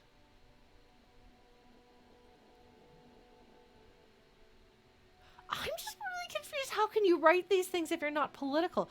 How is he going to... I do think there's something inherently wrong about choosing to disconnect from politics. Actually, I'm going to disagree with you on that one, Aether. Because I used to say, oh, I'm not political. I don't think about politics. Politics, no. The thing is, politics is not a hypothetical playground in which we envision the ideal world and what it could or could not be. Politics is everything that happens in the world that we live in. Politics is like the air that we breathe is political. You cannot isolate yourself from the consequence of politics. If you have a position in life where you feel like, your rights are not in question and never will be in question, that is a degree of safety and security that you yourself have and can be confident in. And that kind of experience is kind of what you have to have in order to say that you choose not to get involved in politics. And when you choose not to get involved in politics, whether you mean to or not, kind of what you're saying is, nothing of mine is at risk, so I choose not to engage.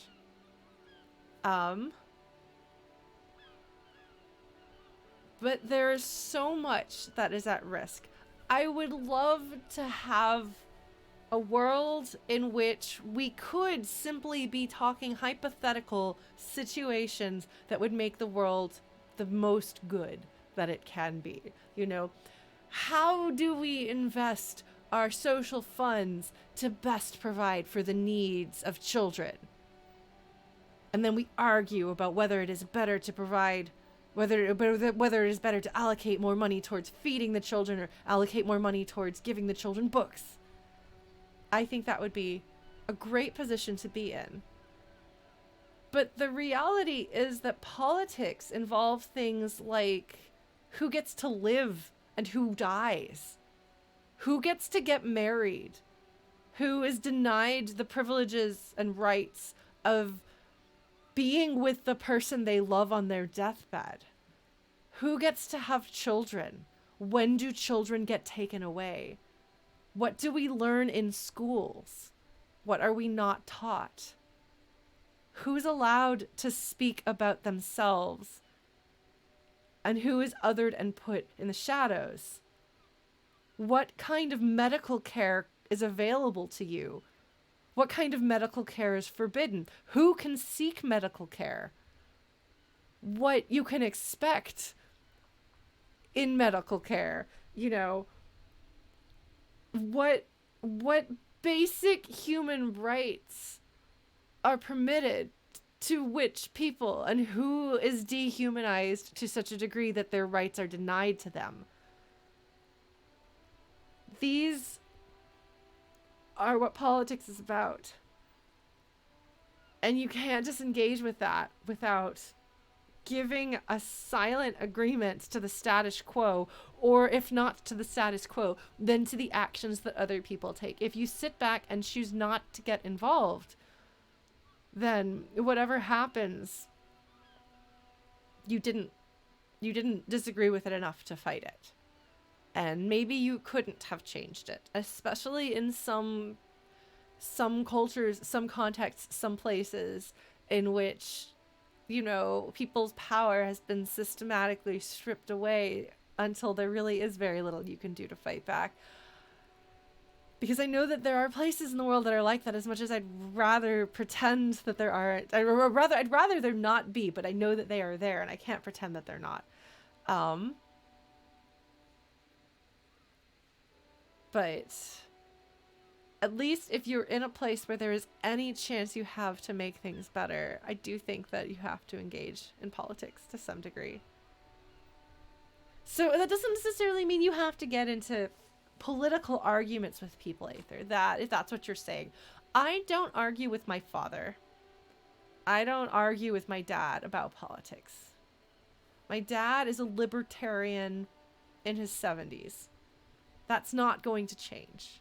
There's nothing I can do or say that will change his mind, unfortunately.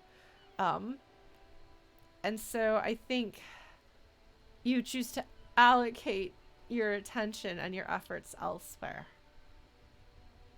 And that's fine. You don't have to engage in every fight. And sometimes engaging in fights just cause harm to you. It causes harm to people in the splash zone. Sometimes it makes the other person even more entrenched in their ideas. And there's people that I see who just love getting into those political arguments with strangers, and they're just like, yeah. And meanwhile, they're either grinding themselves up so that there's not much left because they take so much damage from it, or like they're like causing all the people around them to take damage or to get further entrenched in their own defensive positions, and it's just not helpful.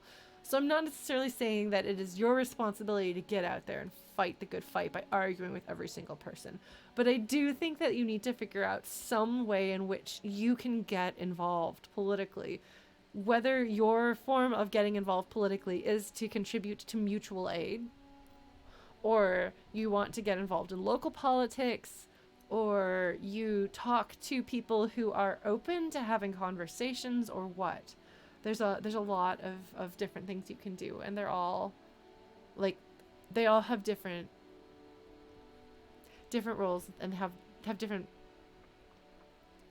levels of, is the wrong word, They're important in different ways, and it's good for people to do those things. So just find the thing that you can do. You may not be the social justice warrior, but maybe you're the social justice bard or the social justice healer.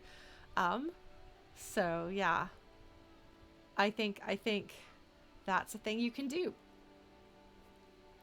Scott Benson did a lot of good by educating people with the things that he talks about and the stuff he put in his game. You can do a lot with art. This game is doing things, making us think about these things as art. There's a lot you can do. Social Justice Ranger.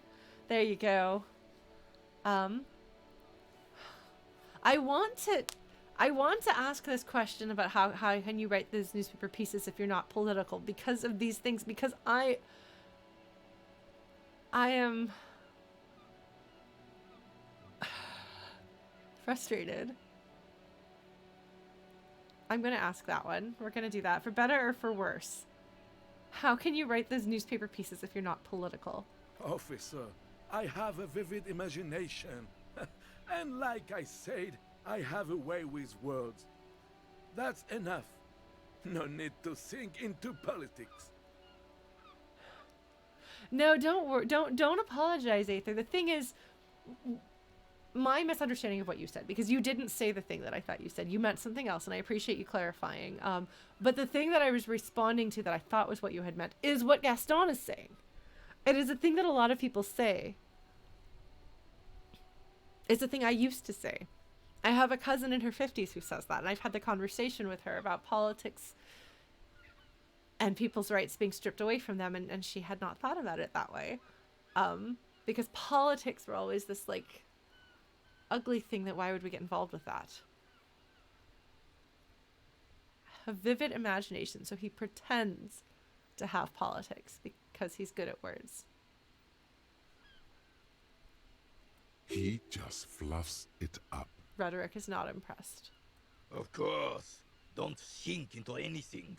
Don't sink into any fight. Only sink into your couch.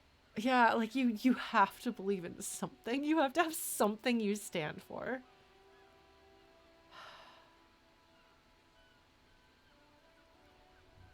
I'm gonna pick that. You need to believe in something. Freedom, the people, Revachol, or even money. I believe everyone has the right to think and do whatever they want. Even if it's nothing at all. I'm very adaptable.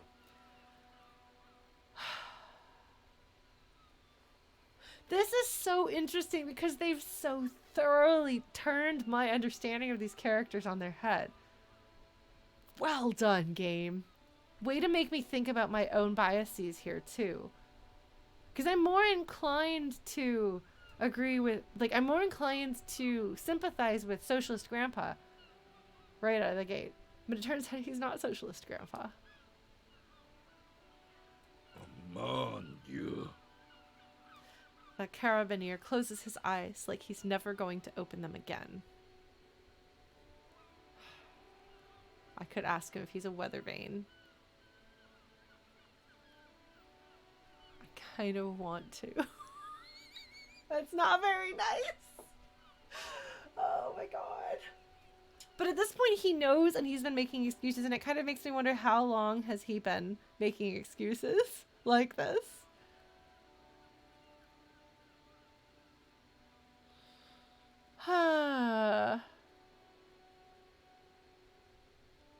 And no, I definitely don't side with Renee.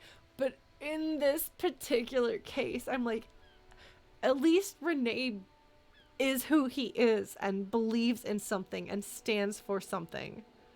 Like,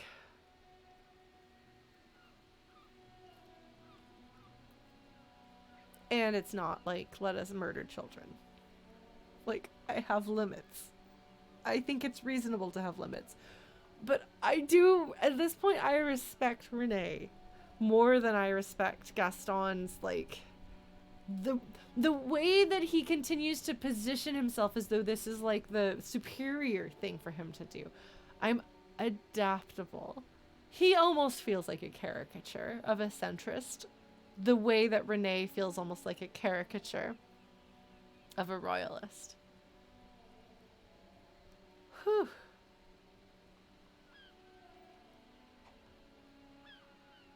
Which is fine. They still also feel very human. It's just there's something so very frustrating about them. Both of them.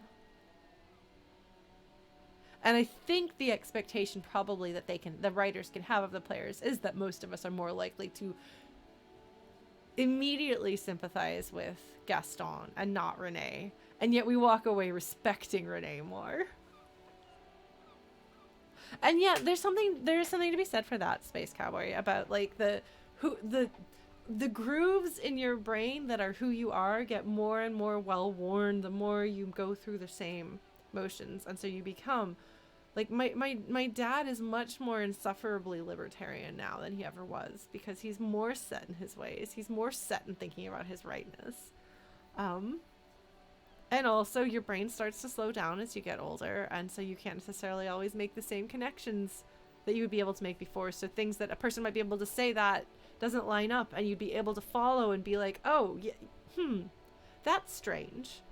As opposed to just rejecting it because your brain doesn't have the elasticity to take in that conflicting information.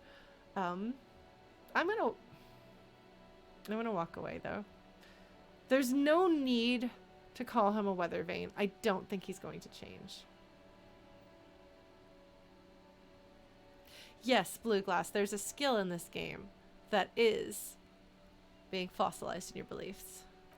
So I'm going to say, thank you. That's all for now. For being consummate professionals, you'll have this case wrapped up in no time. So I wanted to ask you about the union again as an option, which makes me wonder if that means... Is there another question that I didn't take? Sure, officer. They are the good guys around here. What do you need?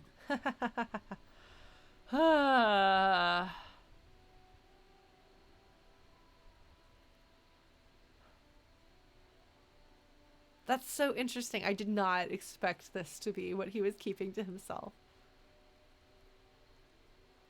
Writing work. Oh.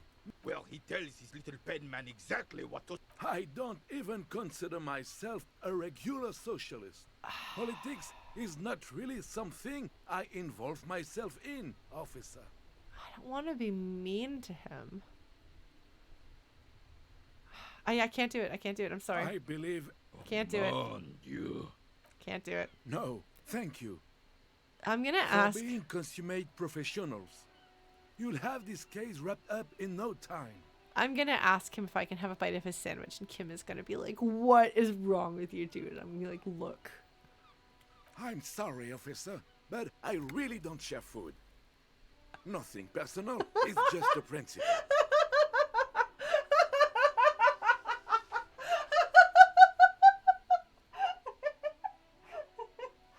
You remember when that other guy gave me a piece of salami?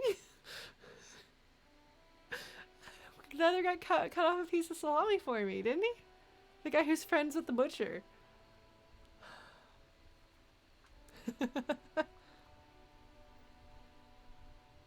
The only one you have.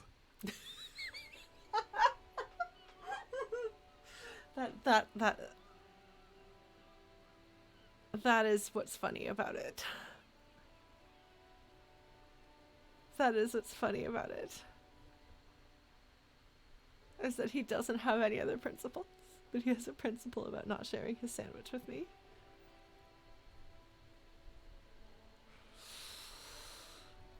Alright, so I can say, please man, can I just have a bite? Or, don't be a dick, Gaston, there's plenty for everyone. Or, okay, I'm not that hungry anyway. Let me think about this.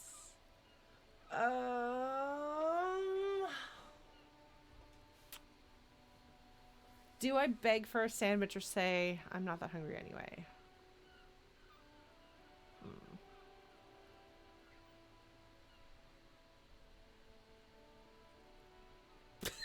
I'm gonna go clown shoes just a little bit and ask for a shoe anyway, or ask for a bite anyway. Believe me, officer, I wish I could help you, but I need this sandwich to keep my blood sugar stable.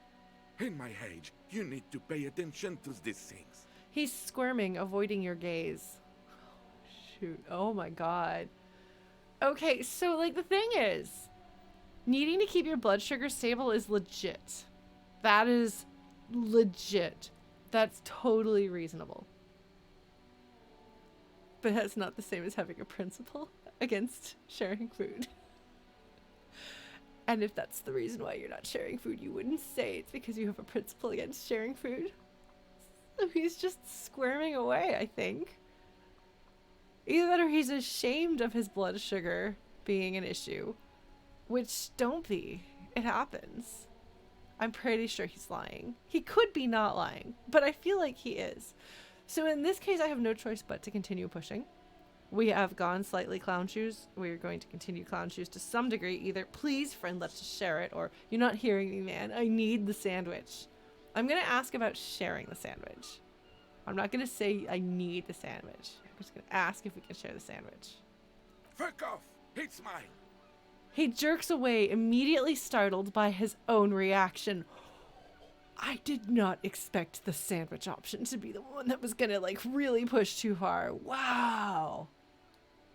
Wow. He is really not okay with this. Wow. Sorry, officer. I'm sorry. I didn't mean it in a bad way. But the sandwich is mine. I'm not gonna share it. Wow. He will stand up for his sandwich, but he won't stand up for anything else. And also there is kind of inherently, like, I mean,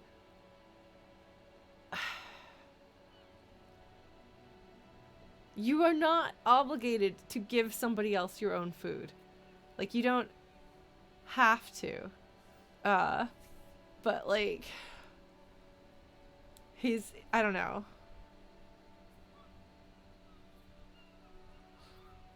It is interesting that he is so mad about this while making such a point about the fact that he's adaptable in all other ways.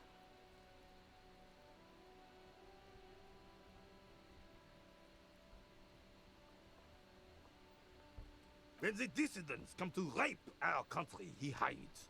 But try to get a bite of his dear sandwich and he gets claws? We are a special kind of vermin, Gaston.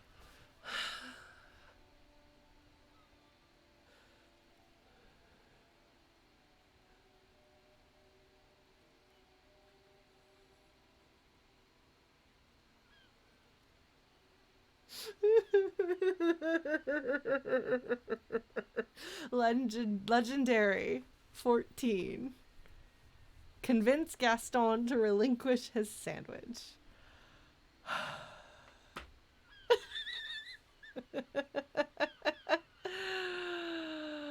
Clown shoes time.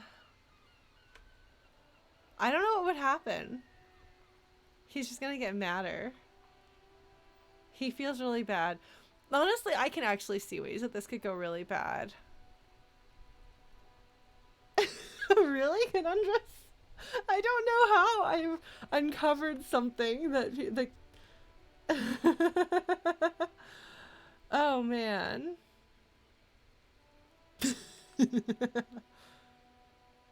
I hope I don't die here. That would suck, but it could happen.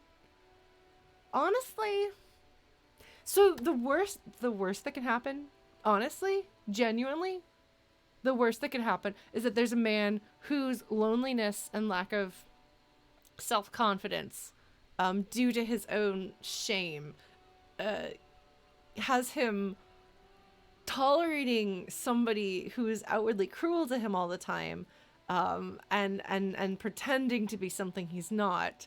If I push too hard, I could push him over an edge, and he is an old man.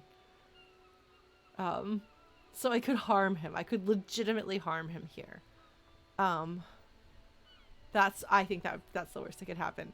To me, that would be worse than dying because an old man shanked me because I tried to take his sandwich. I don't actually think that's the worst that could happen. I mean, I'd be like, okay, fair. I tried to take your sandwich. You shanked me. All right. You didn't know I only had 1 health.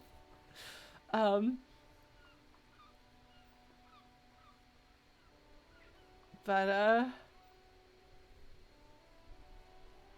it's also possible that I could get him to actually think about something Be like, you have principles. If you're so flexible, if you're so adaptable, then surely you can find a way to convince yourself that it's all right to share the sandwich because you don't hold a position on the subject.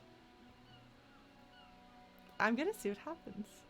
Let's see if we can roll the dice for this legendary dice roll to relinquish his sandwich. I have some points in rhetoric. Let's find out. A man so principled about his sandwich calls for a principled approach. Time to get political. Oh my god. Critical failure! Oh no! Oh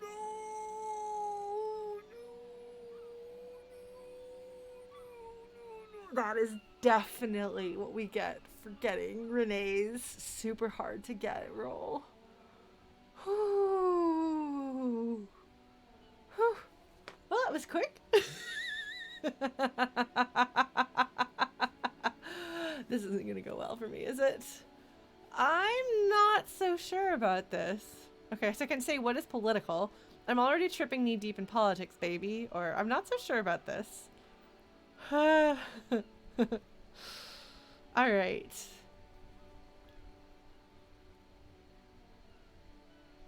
I'm gonna make a fool of myself here. What is political?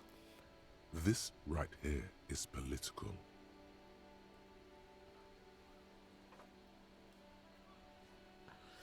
Okay. I can say, one, this city's going to shit. Sooner or later, some foreign anarchist is going to steal your sandwich. That's a fact. Or, two, your blood sandwich, point to it, is a tool of the oppressors designed to keep the proletariat docile. Or, these options seem awfully fascist or communist. What if I don't want to say them? I'm gonna pick that because the others are kind of dumb. Hold on, we're gonna do this. 3.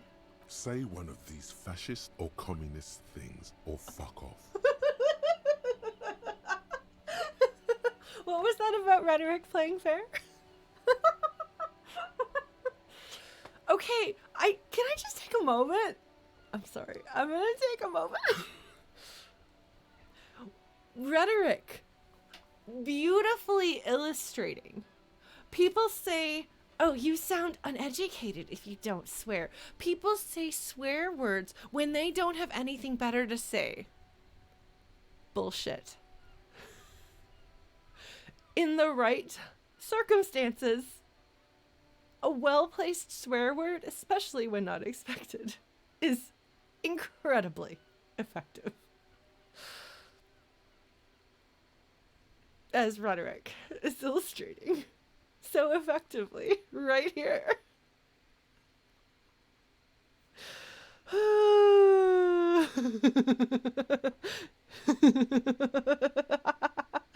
Wonderful. Whoa, easy there, Goldmouth. He doesn't have to say anything. Re-engage cop mode and bail out, if you like. Hey, Volition is saving me from rhetoric. However, which one is Volition again?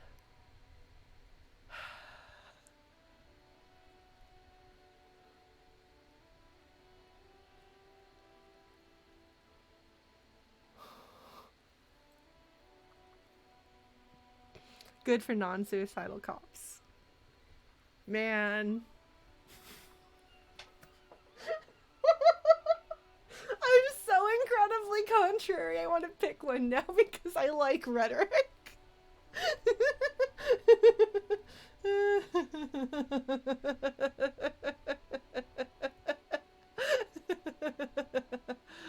Oh, which one is Volition again? I don't think I dislike Volition. It's not authority. If the authority said anything, you better believe I would pick like anything. Yeah, I could say something. The thing is, I could still say something back. All right. No, I would pick a clown shoes answer to avoid listening to authority. Volition is self-respect. Okay. All right. All right. Volition, I think I disagree with Volition sometimes, but I don't have anything against Volition the way I do authority. I'm metagaming, folks. I think this counts as metagaming. Does it count as metagaming when I'm thinking about which of these different skills I like better as characters and choosing to side with them? Okay, you know, I seem to recall that I like Volition well enough. And Volition is like, whoa, I'm gonna rescue you. I can take the coward's path.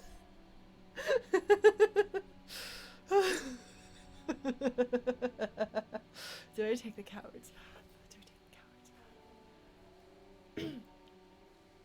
The thing is, I think that it is important to have things to stand for. But I don't like clown shoes, like comedic exaggerated takes on politics.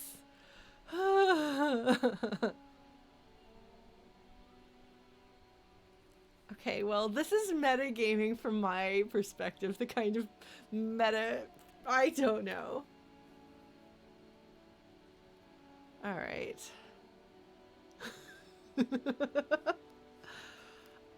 I feel like I should put what my character's build is down at the bottom of the screen somewhere. Would that be helpful? I think it's 5412. Is that right? Or is it 4512? And my specialty is empathy. 4-5. Thank you. Okay, I couldn't remember which order those were. Okay. It's almost like I kind of have I don't have a memory. I don't have a memory. All right. I'm gonna take the coward's way out. I'm gonna listen to Volition for this time. I'm gonna let Volition save me from my critical failure.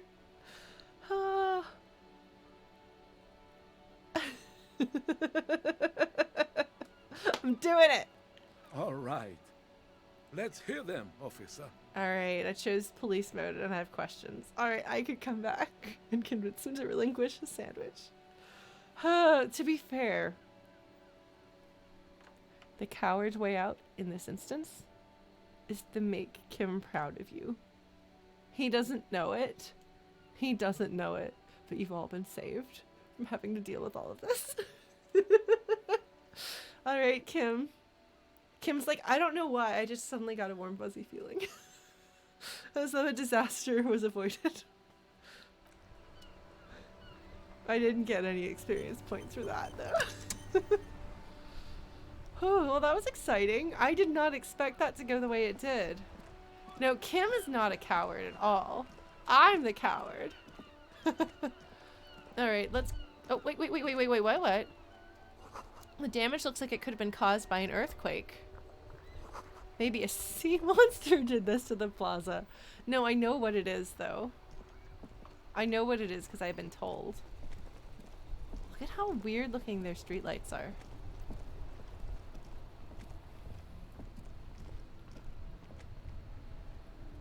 Yes. Blues, I think that's probably true. Alright, here's the selling guy. Oh, what's up? A sewer grate. A gateway to the river of filth. Amazing.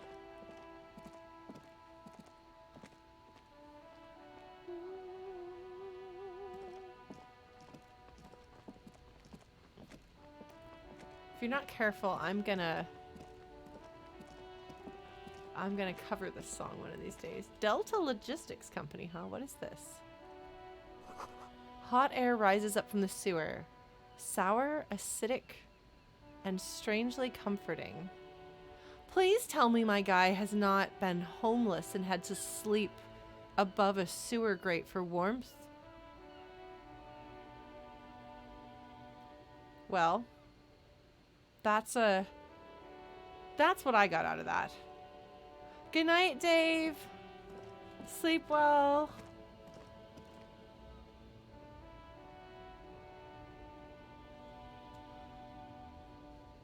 Hobo cop. Alright, so you can't do anything here. Delta Logistics Company. I'm not sure what they've got strung on this tree here. It looks kind of like tape. Like the when you unroll a cassette tape, which we know they have because there's that kind of stuff all over my hotel room.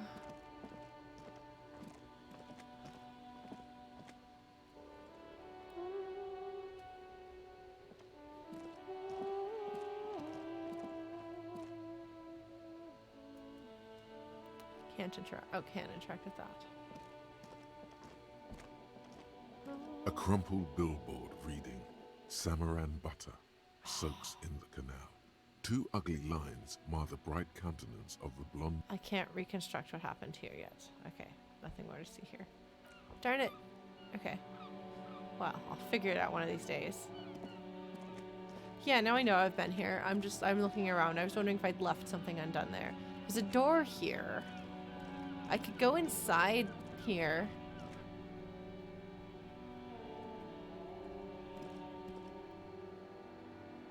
Need to pass time? Buy a book. Reading passes time quickly. What is this? There's a person there. This looks like a pawn shop. No, no, no, no. Stop. Some kind of machine. An antique cash register? Oh, maybe this will give me some more world understanding. A bust of a woman. The plaque simply says DEI.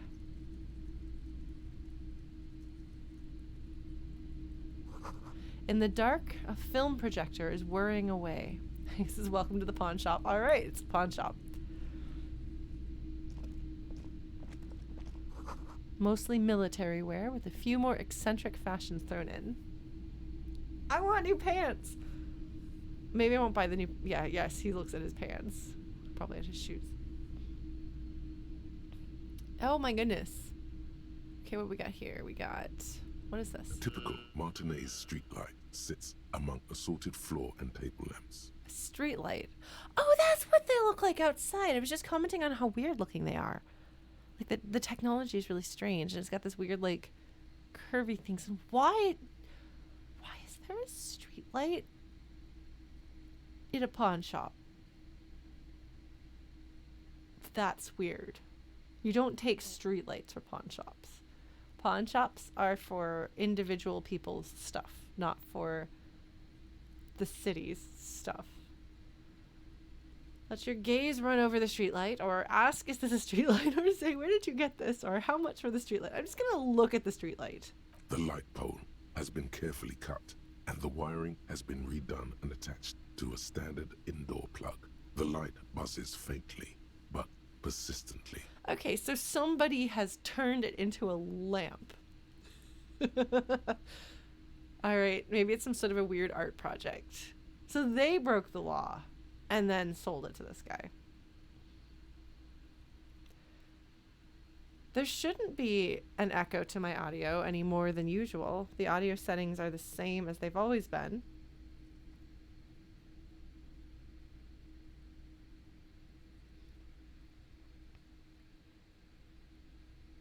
All right. This would make quite a statement in your living room. Do I have a living room? That's a good question. However, this would make a statement in the living room. It's really big. All right. Is that a street light?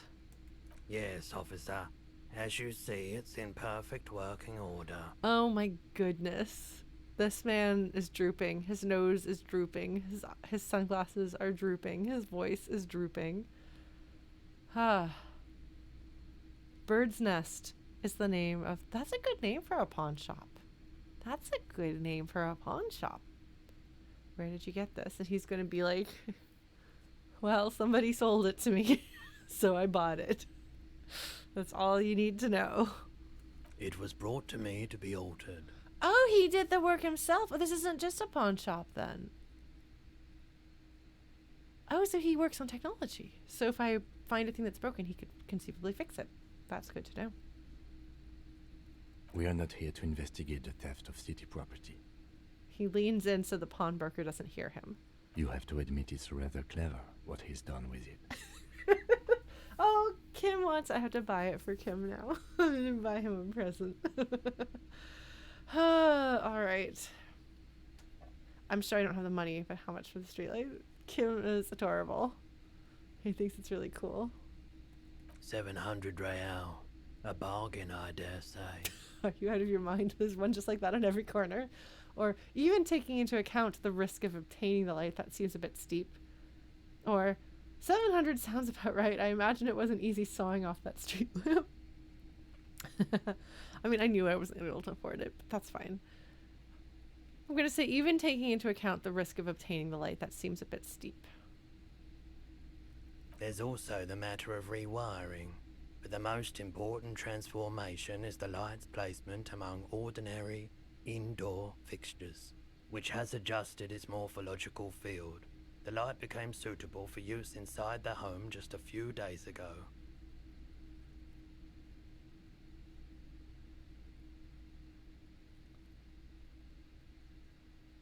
Okay.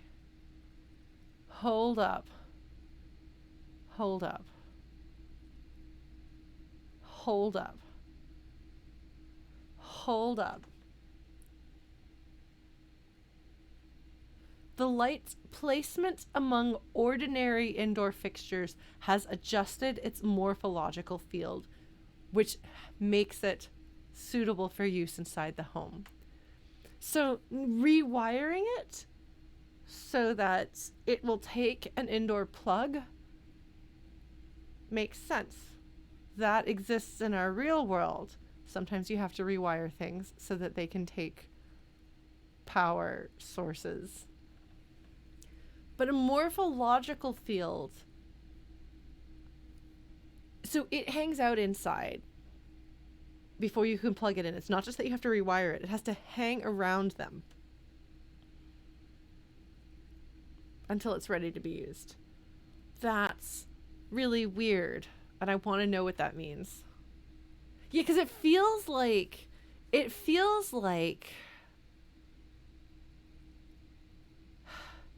some intrinsic property has been influenced by the presence of these other, this wild beast has been tamed by living in the presence of domesticated machinery. But morphological has a more, I don't know, it's just very interesting. I mean, I've definitely heard of the energy of things. But again, I don't know whether this man is full of like woo-woo ideas or if he's legitimately talking about something about the way that electricity works in his world. I literally don't know. At this point, I have no reason to doubt that its morphological field exists. I don't know. Maybe it's crazy woo-woo stuff. Maybe it's been tamed by the domesticated spirits of the machinery that dwell within an indoor structure. Or maybe there is something else to this. I don't know. I have no frame of reference. Yeah, no, it's exactly what you say, Graveyard Maze. There are so many terms that you can't tell for sure, and I love that. And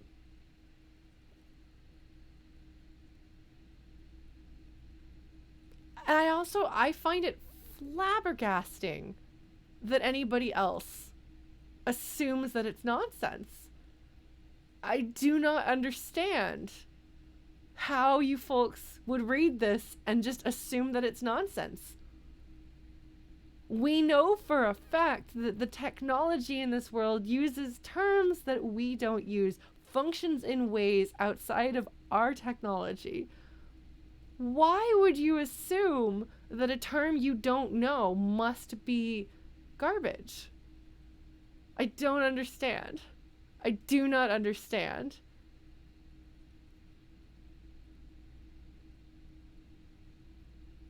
I'm a little disappointed because if everybody else is going to immediately respond to it like it's nonsense, then presumably that would indicate that it actually is nonsense instead of actually being something about the way the world works.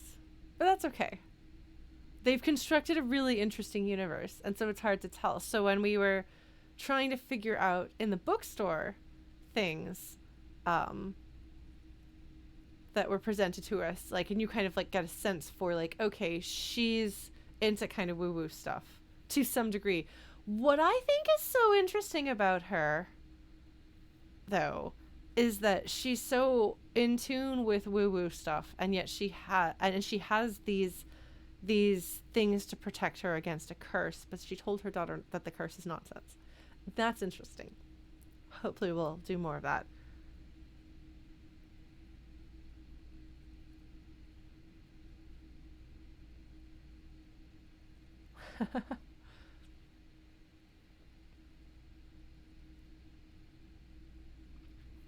All right, I'm going to say there's nothing else I need to know about the light. So what else can I look at?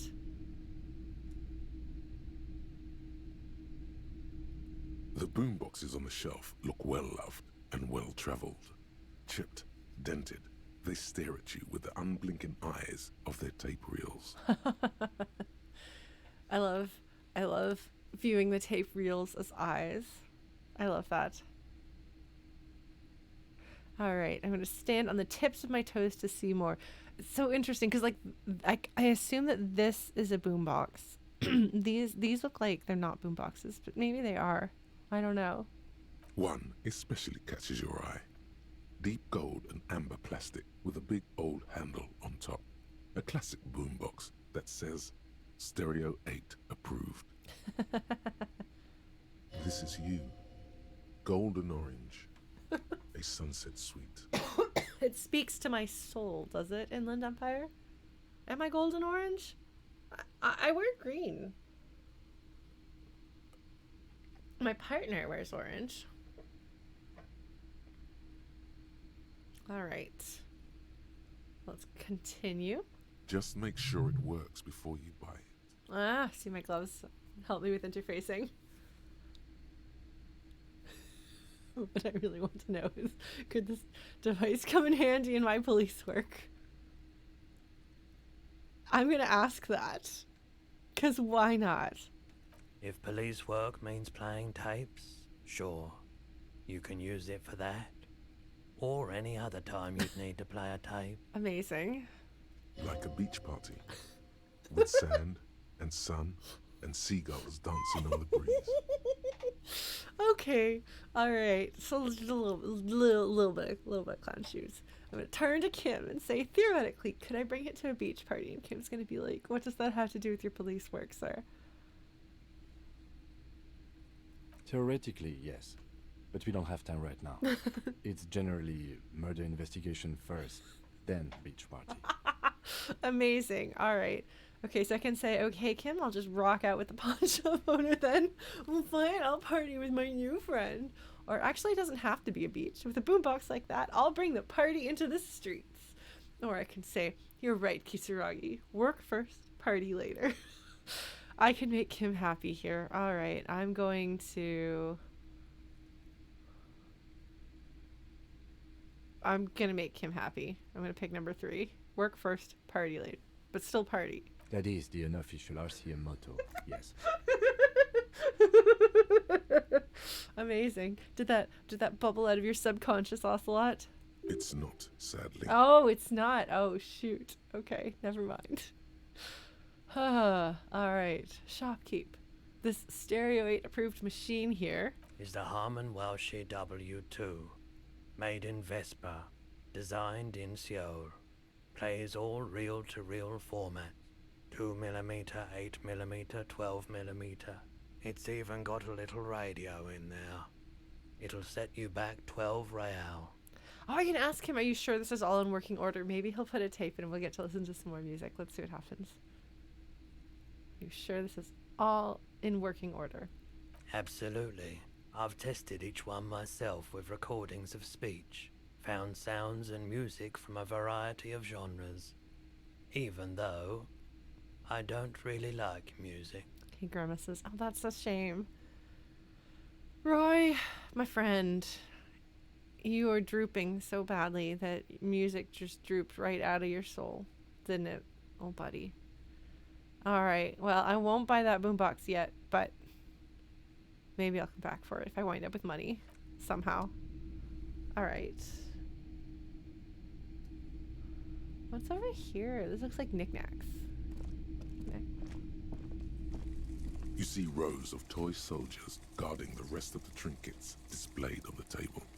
Some on horseback, others in rags, others yet in bright blue uniforms.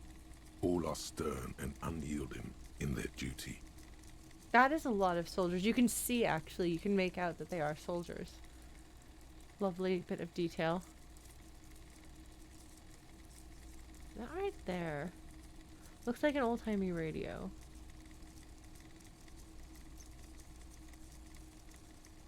It's a lamp. Another statue, another lamp. Not quite sure what that is. Another lamp. This one's probably a lamp too. Looks like there's like a little figurine that you pose for art there. This is a set of things that you can put paperwork in at a desk. It's probably, just judging from experience, this is probably jewelry in there. Looks like we've got, yeah, it does actually look like jewelry. Those look like rings. Those match, so maybe those are earrings. These are watches. The things that are small and valuable and will need to have their eyes kept on them are kept in this locked case right by the front. And you'll notice that he has, I assume that the glass is, at least it's designed to protect from like punches. I don't know that it's bulletproof glass, but he has to be protected because you get money and desperate people in here. Anyway, sorry. This is just, it happens to zoom in. This is a stand mixer. Look at that right here. Like, not like a, it's not shaped like a KitchenAid mixer, and it lacks a bowl. I guess maybe it's a coffee maker, but those look like beaters coming out of it right there. So it looks like an old-fashioned stand mixer that you would use with your own mixing bowl. You have to deal with the fact that I'm looking at everything here. What are these? Not sure. That's more knickknacks. More machinery. So this guy does like found sound and things like that, and he did the weird wire work there. So definitely he's, I'm curious what it is that he does outside of his pawn shopping. What is this right here? This right here looks like this is actually another piece of machinery of some sort. Like, I love, and this is something that is true of, excuse me, of thrift stores and I don't know about pawn shops, but thrift stores I have a lot of experience with, where they'll use a thing that's for sale as a stand to put stuff on. I don't know that it's a safe. Maybe it's a safe, but it has like it looks more like a machinery type thing. 'Cause it's got the way it's got these sides, like they look like an exhaust for something to come out. So, all right. Anyway, I got distracted looking at this.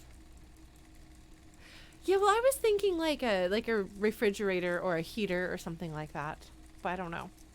What else is this? I'm wondering what these like little box things here are, you know? I'm curious. And these right here look like they're folded cardboard boxes. I don't know. I'm pretty sure this is a stand mixer though. I'm a serious baker if you didn't know. Alright, let's continue. Try to find something pretty and cool here. Then use it to win her back. Win her back? Inland Empire? I think my reptilian brain might be mad at you. Yes. Buy something nice. A figurine. She likes figurines. This sounds off. You shouldn't trust this guy. Honestly, I'm inclined to believe Volition more than Inland Empire. Plus, Volition totally saved my bacon from a real clown shoes moment. Oh, man. All right. Because I'm trying to make note, like, would she want a figurine? She probably actually wouldn't. Maybe this is a source of conflict between the two of them. That he gets her things that he would want, and she's like, you don't pay attention to me or what I need or what I want anyway, do you? Oh. Let's inspect the knights on horseback. Big men on big horses, clad in lamella armor and carrying flintlocks, the kind that would mow down a line of enemy soldiers in the blink of an eye. Okay. Point at the knights on horseback. Who are they? Franco-Nigerian knights. I used to be very serious about these guys. Kim collected toy soldiers? That's adorable. Franco-Nigerian knights. Okay. Once more, I must point out that France and Nigeria are countries in our real world. There's all these place names that don't mean anything to me. And then there's these things that do. Ugh. I haven't yet figured out the world. Granted, I'm still like partway through day one. So. A long, long time ago. Yes, when he was a child. Yes, I can use my cop sense to tell that he no longer plays with toys. You know, it's actually good to play. So. Yeah, no, I am excited about discovering the detail. I would rather not be told. Alright, I'm going to inspect the blue uniforms. They're not all blue. These figurines also wear gold coats and caps, complemented by orange trousers. They are variously posed, wielding swords and rifles with bayonets. Yes, they do make that very clear that that is like Renee. That looks like Renee, the old guy who's playing Petanque. This is what the loyalists looked like, yes, at first. Then they wised up and got camouflage.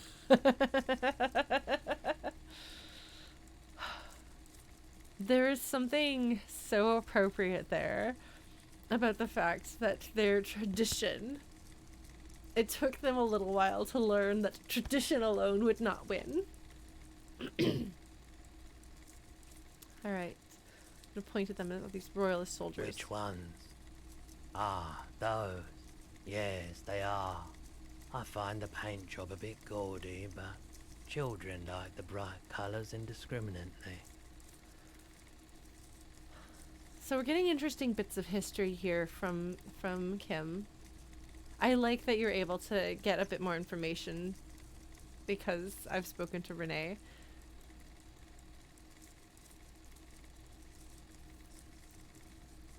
Alright, inspect the figurines in rags. This set of soldiers isn't meant to look impressive. A few have rifles, but most of them carry pistols. Some even shovels and tall sticks. What are these, the socialists? Point at the figurines and rags. Are these even soldiers? Is the common man fighting to defend his rights? You're probably talking about the revolutionaries, yes? Yes, they are soldiers. Revolutionary soldiers. Yes, the revolutionaries. That makes sense. I think their poverty has been exaggerated for effect. When you place them next to the royalists, it doesn't seem like they could possibly win. Oh man, okay, well Roy is not going to get involved in this conversation no matter what you pick. I'm pretty sure that Roy just does not care. So my options here are it's meant to give people hope, even we can do it, or the contrast is meant to be disheartening, as it ought to be, which is really interesting. So the first one, it's meant to give people hope, even we can do it. Thinking about their poverty being exaggerated, as though you are meant to identify with them. Or the second one, this contrast is meant to be disheartening, as it ought to be, is saying that their poverty has been exaggerated to show how beautiful and put together the royalists are, the loyalists, that you're supposed to side with them. So in both of those, the second part of the sentence indicates like you placing yourself in that position. But it's also, even if it didn't have that, like it's like who propagandized this? And it's interesting that you can interpret the same thing from either side. Perhaps there's something cynical we could say about toy manufacturers there. Let's see. It is impossible to win against the cohorts of capital. Asked my friend Garta, whose bitch it made me. Okay, or I wish it were more nuanced. As it stands, I cannot comment.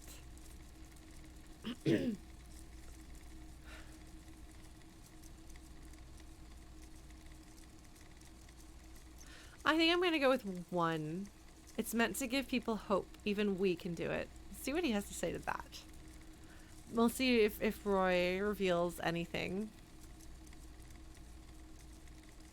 And like that does, honestly, that makes sense. I would be inclined to say that is... That... I would assume that was the direction that the toy manufacturers were going. We'll see. Maybe.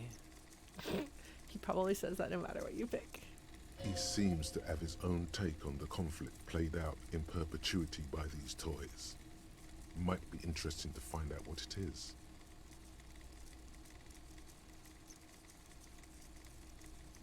This set of soldiers... I think their poverty has been exaggerated for effect. When I'm you gonna place choose- them next to the royalists, it doesn't seem like they could possibly win. I'm going to say, I wish it was more nuanced. As it stands, I cannot comment. I don't like either set very much, to be honest. But there are many parents among my customers. Okay. He seems to have his own take on the conflict played out in perpetuity by these toys. Might be interesting to find out what it is. You can't do that to me in the Empire. But now I gotta know. Alright, let's try to dig up a truly cool figurine in the box under the table. Why? What's this? A headless man riding a horse? A headless man wearing futuristic tracksuit trousers that say foul. I don't know that counts as really cool. I think that might be some weird played with toy that kids did weird things to. Alright, what is this? Show it to the shopkeep. Oh, that's the headless phone rider. The headless fawn rider? Excuse me? Who? The headless phone rider. It's an urban legend about a man who rides the streets of Revachol sporting a fawn tracksuit. As you see, he's missing his head. He points at the decapitated figurine. Wow, okay. 50 cents. Bargain price. I'll throw in the tiny cap too. I think he's looking for it, or something.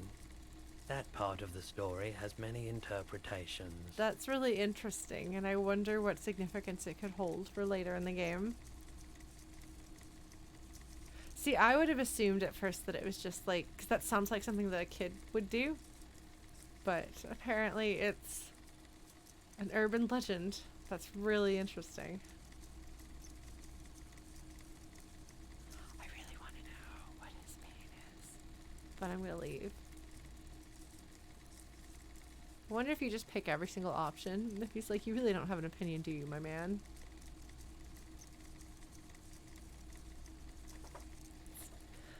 Well, I mean, because there is the legend of Sleepy Hollow about the Headless Horseman, but I guess an urban legend version of that feels different than like a folklore legend of that. I don't remember him wearing Adidas. Yes. Alright, I'm gonna leave for now. Anything else here? Oh, let's talk to the fellow. Alright, we're gonna talk to the fellow. I know this. I said I was gonna do other things, but I'm gonna talk to the fellow because I'm doing this now. Sure are a lot of lamps, actually. There's a lot of lamps. I hadn't really thought about it because I was like, oh, that's a lamp. Oh, and that's a lamp. Oh, and that's a lamp. Oh, that's probably a lamp. And this is, in fact, a lamp. This man has an interest in lamps. not just wiring things. He does definitely like technology. Like, there are other things. Like, he doesn't like music, but he has music stuff, but he really likes lamps. And yet he wears sunglasses indoors. And the place is really dark and dingy and has strange lighting. Huh. Maybe he hurt his eyes repairing lamps. I don't know. Let's find out. Let's see what's going on. Droopy Roy. It's not often that I see officers from the RCM in my pawn shop. The man at the counter turns to you slowly. What can I do for you? His courtesy is not insincere, but he prefers being alone with his projector, just watching the movement of light across the walls of the shop. I wondered because having a sheet like that on the wall looks like it would be a projector, but the thing that's being projected, if it is, I guess it is a projector, like, it's just light. It's just spinny lights. So he really likes lights. I'm gonna say, sorry, I feel like I'm interrupting you. Oh no, not at all. I guess I haven't had many customers lately. RCM or otherwise. He's friendlier than I expected him to be. Who are your customers usually? Kim is curious. All kinds of people come through here. Locals, travelers, people looking for a deal, people looking for a keepsake. People who are terminally bored. Terminally bored. That's a great phrase. As you can see, I have a wide selection of goods for everyone to choose from. So I can either say, quite the collection indeed, or typical vacuous consumerist objects. Or, honestly, I think some of your selections are more tasteful than others. Or, this business plan is all over the place. You should specialize, zoom in, recapitalize. That is a good point, actually. Like,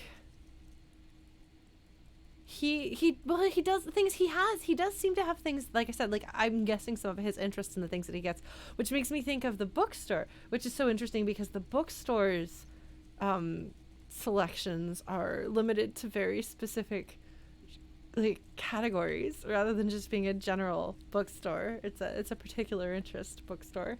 And things that don't necessarily even all have things to do with each other. It just feels like it's like one person was like, these are the 5 things that I'm going to sell. So it's interesting. I wouldn't feel like this is the opposite of that, where it's all over the place, because I see so many lamps here. But maybe I'm wrong. Maybe there are just a lot of lamps out there. Okay, so I'm going to say quite the collection indeed. It keeps me entertained. His attention is drawn once more to the play of light and shadow on the walls behind you. Is Roy high? And if yes, then what is he on? I'm curious. I am curious. I'm going to ask electrochemistry to tell me if he's high. I don't have a very high likelihood of succeeding this. That's fine. I don't know what it'll do, like what good it'll do me to know this, other than my own curiosity, but I'm curious about it. So I'm going to do it. Okay, he definitely is high. Whatever it is, you've probably done it, and many other things besides. But you can't cut through the jumble of sensations to get to the answer. Okay, okay, so he's droopy because he's not sober. Okay.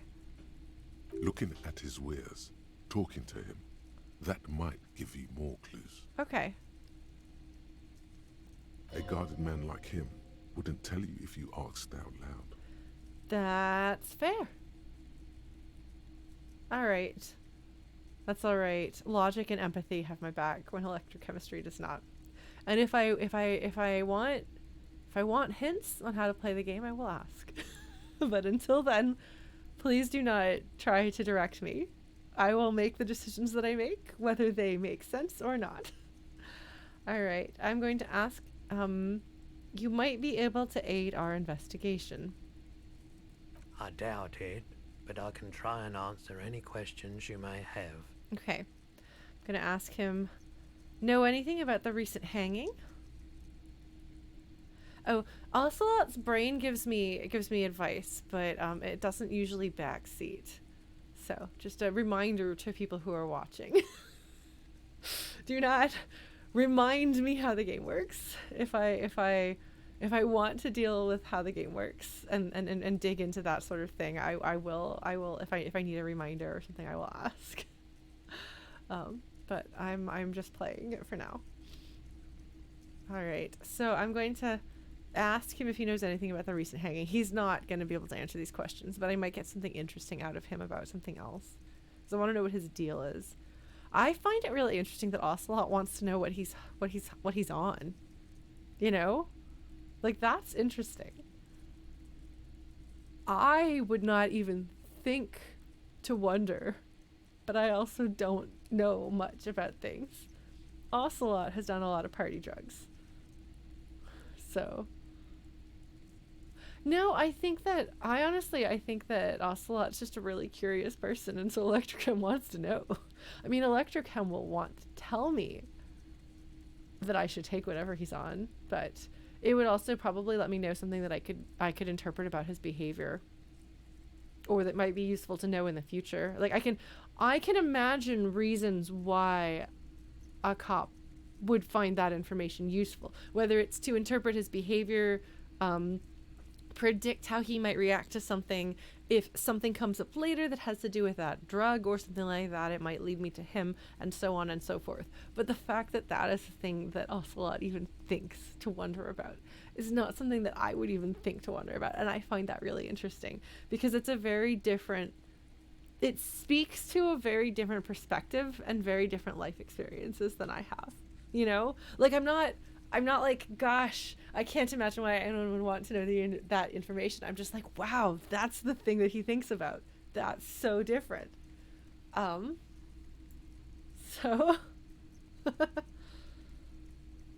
all right. So I'm going to ask him if he knows anything about the recent hanging. I do my best to keep my distance from all manner of butchery. Bad for business. Bad for everyone. He chooses not to get involved. This is a bit different than having no principles. He doesn't know anything. Drama does not doubt him. So say, yeah, that's all I got. The pawnbroker's gaze is already fixed on the dancing colors. Let's see, there's something I'd like to sell. Let me have a look.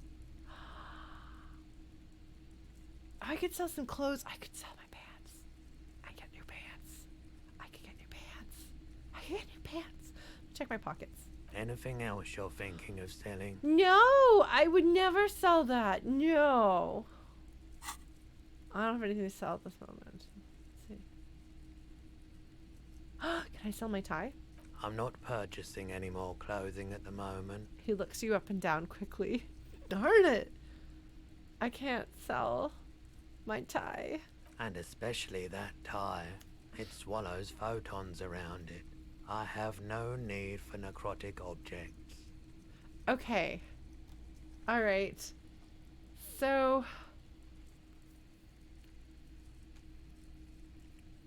this man having the weird swirly lights and sunglasses inside in his already dark place and a lot of lights, and then saying some weird thing about the lamp that he redid, and then talking about a tie that swallows photons around it. This is a man who thinks he can see auras and patterns and things in lights. Probably if I were good enough at electrochemistry, I would be able to figure out that he is on something that messes with you in a particular way like that. That's really interesting. Your mother is a necrotic object. I'm fun. Look at me sparking in the light of the projector.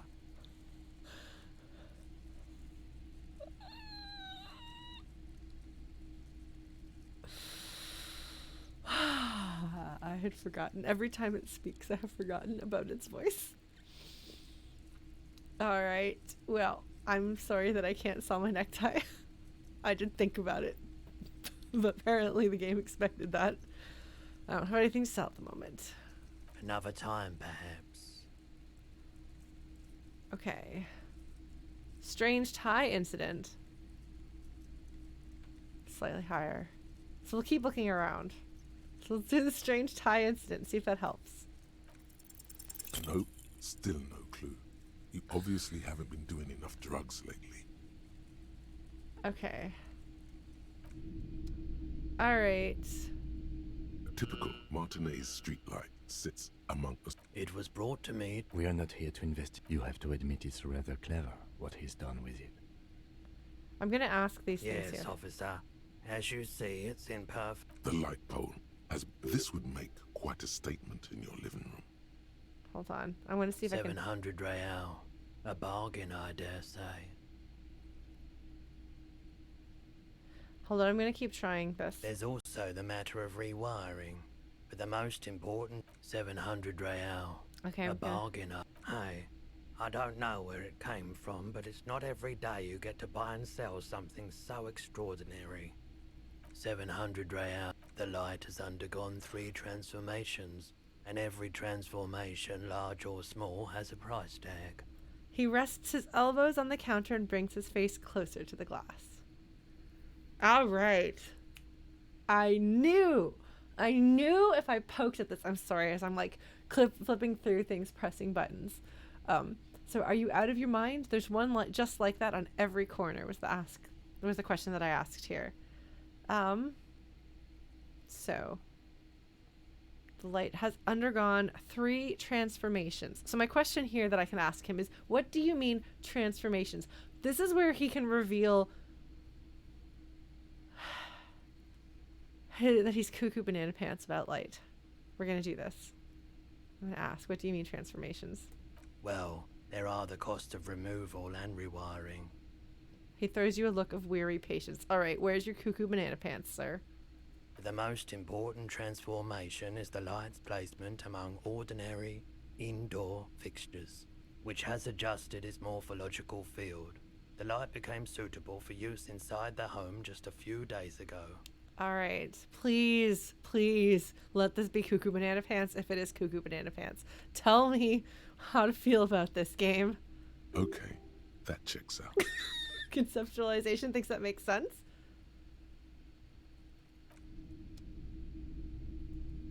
Hello again. How can I help you? No! The boomboxes wait on the shelves. And your boombox, that... Absolutely. If police work... Like a beach party. Thanks for With clearing that up, sand. Roy. For sure. It's a consumer device with professional applications. All right.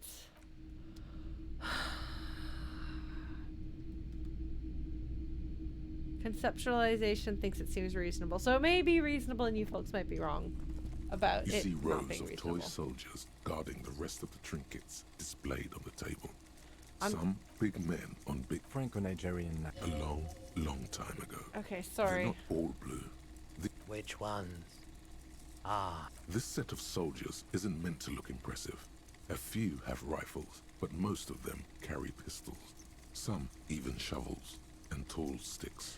I'm sorry. I feel like this might be a weird way of playing through this game. I don't know, but like I know that there's going to be something in here that's interesting. And so it feels like going back to the conversations and trying again and clicking different things that I haven't clicked yet does feel a little more gamified, but I'm like, I want to investigate. I want to investigate. So I'm investigating. Hope that's all right with you folks. you're probably talking. I think their poverty has been exaggerated for effect. When you place them next to the Royalists, it doesn't seem like they could possibly win. I'm curious what he thinks about this. Contrast is meant to be disheartening as it ought to be. Let's see what he has to say. I don't like either set very Okay. He seems to have his own take on the conflict. This set of soldiers... You're probably... I think their poverty has been... Okay. I don't like either set too much, to be honest. So none of these gonna rise out of him. He seems to have his own take on the conflict played out in perpetuity by these... All right. I guess maybe I'll come back here. All right.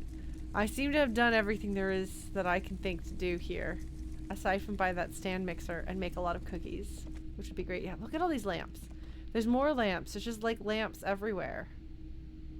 You know? I can't solve this one yet. Well, I'll come back. Can't put more points in a skill. Drugs raise your skill point caps. Okay. Oh, that's such a pretty song.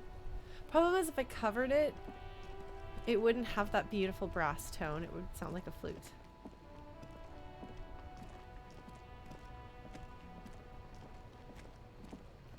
This is Kim's car. I think that he's just kind of haphazardly parked on the side of the street. Fawn, that's the... Oh man, is that my friend? That's my friend. Where have I not been?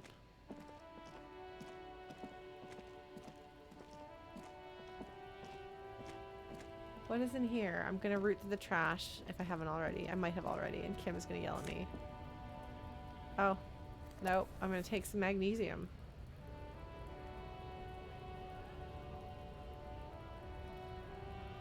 So the flute is actually similar. The flute is like a woodwind and a brass combined. It has keys to control the notes like a woodwind, but actually the way you are able to change notes and octaves and do bugle calls with the sound creation. The embouchure is not like any, there's no other instrument that has an embouchure quite like a flute's embouchure. But no, I actually had a fun conversation with one of my super awesome friends who's a brass player who also knows a billion instruments and is a composer about that. And that's why we teamed up to do a cover of a song with his brass group and my flute choir. It was great fun. Contrabass flutes are funny. So the embouchure to play flute, actually, if you can take a glass bottle and get a sound out of that, that's very similar to the embouchure you need to play flute. Let's go in here. Oh, look, there's a new person. Okay, I'm sorry. I'm not doing any of the things that I said I was going to do. Yellow roses, dozens of them. Tulips, too. I wonder why yellow. That's interesting. A melancholy pop song plays on the radio. Drinks. What is this? Is this an ATM? The tear machine stands in the corner. A sign says, 1 bottle equals 10 cents. This is where I trade in. Excellent. All right. Gonna say, I have the tear bag, but no tear. Can I use the tear machine? No. You need tear to use the tear machine. She has a jester's cap on. Why does she have a jester's cap on? Her features and facial shape make me think of somebody I used to know. Alright, so here we have the radio. Some postcards here.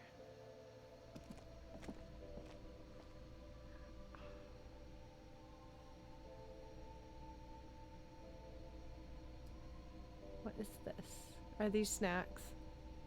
Those are the baked You goods. see several packaged raincoats fill a low shelf beneath a display of croissants and juice bottles. The raincoats are transparent, except for the big Frittte slogan on the back. Okay, what's that? I'm gonna ask about the raincoat. What is what? It's a raincoat. If you want to buy one, then it's only 4 real. Okay. So I could buy a raincoat if I need to so that I don't get sick. What is this? Are those A meds? small cabinet on the wall is filled with various medicine bottles, nasal sprays, and blister packs. They all bear the Saint Baptiste Pharmaceutics logo. Alright. So this is L'Amour, and then I don't know what that is, but so this is the love. And then, I don't know, Alco. And it's some lips with something. Alright. Their logo is the bloodless rose, pure white, untouched by harm. Interesting. Just ask me if you need anything from Saint Baptiste. We don't stock prescription meds, but we do have Nosafed, Dramamine, magnesium, and Hypnogamma. Okay, so I assume that Nosefed is like Sudafed, is allergies and stuff. I guess this is Dramamine, so you don't get nauseous.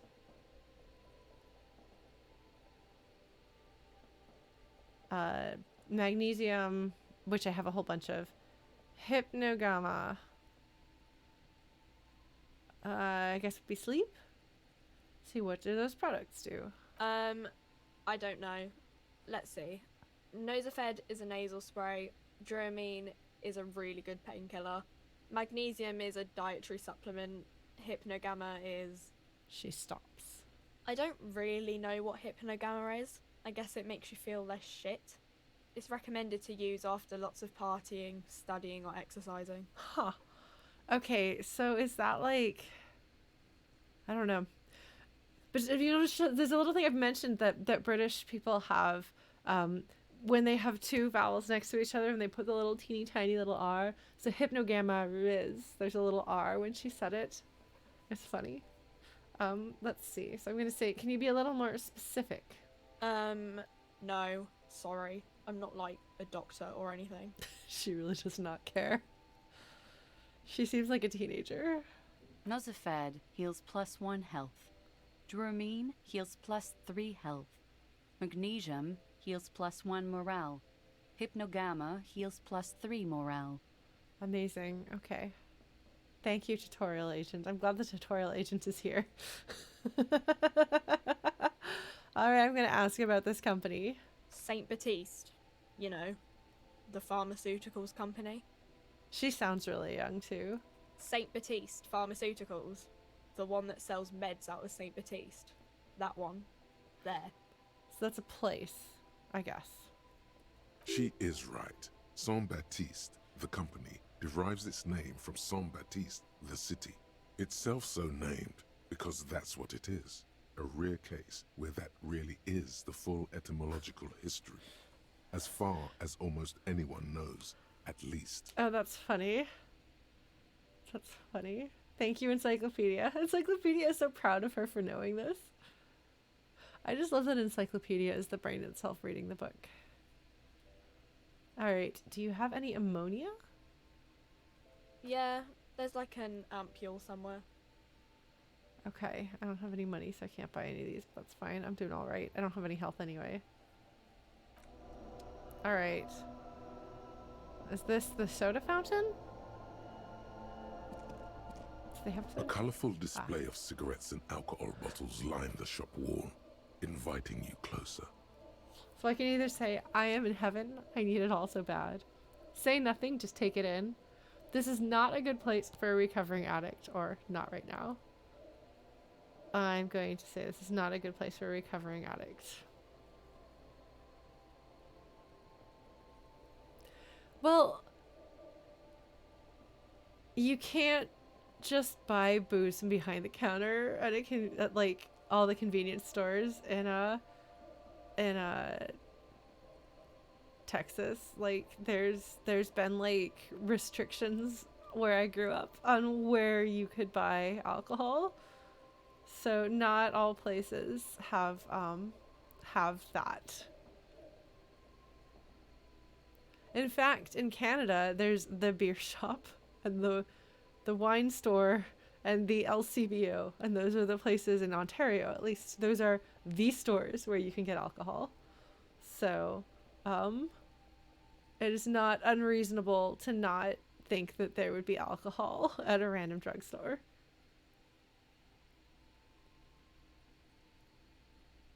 Like, it's very much based on where you are. Yes, state-owned alcohol stores and things like that. Yeah, well, I mean, this is the country that gave you the prohibition, after all. Thanks, Puritans! Oh, man. So I'm gonna say this is not a good place for a recovering addict, and this girl's gonna be like, okay. Guess not, no. She looks at the wall of goods behind her, then adjusts her hat. I'm obliged to inform you that both alcohol and cigarettes damage your health. But I guess you already know that. I love how Her actor does a really good job of sounding really natural. She's just quietly weirded out by this, but Don't ask. Don't look. Don't do anything here. Just go away. Get back to work. I'm going to. Thank you, Volition. Wow. Wow, I have to worry. I actually have to worry about his addictions. That's really interesting. That sounds really interesting. Because if Volition hadn't stepped in there, I would have had to continue engaging. It's just like earlier when I did a critical failure. Volition was the one that saved me. Oh, I can't do anything. I gotta hit the thought. All right. Lonesome. Long way home. This hopefully won't be too devastating. It's gonna be pretty devastating. Here we go. Home awaits. Walk past Station 41 and through the market, past the Boogie Street spearhead to the other side of the lake, the frozen eye at the center of the district. Then past the video rental store on the corner. There, at the end of a street lined with pine trees, a small house no larger than a matchbox. 11 Voyager Road. You no longer live there. Those times are gone. And so are those people. Why did you come here? Why are you still here? And where's the dealer? You have to get back to work. That's all you have now. So she left him because of his drug addiction, potentially. And the only home he can remember is the home that he had with her.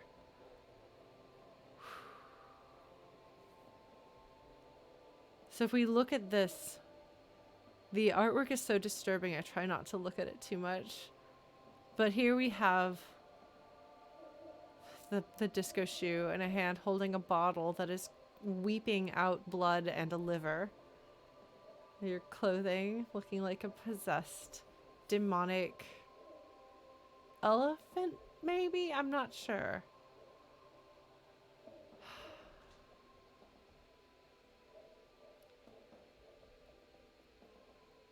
Learning cap for perception raised to 5. Speed gives 1 sigh. Yeah, no, this is the only answer we have to home is where home used to be, not where home is. Has he been homeless, I wonder?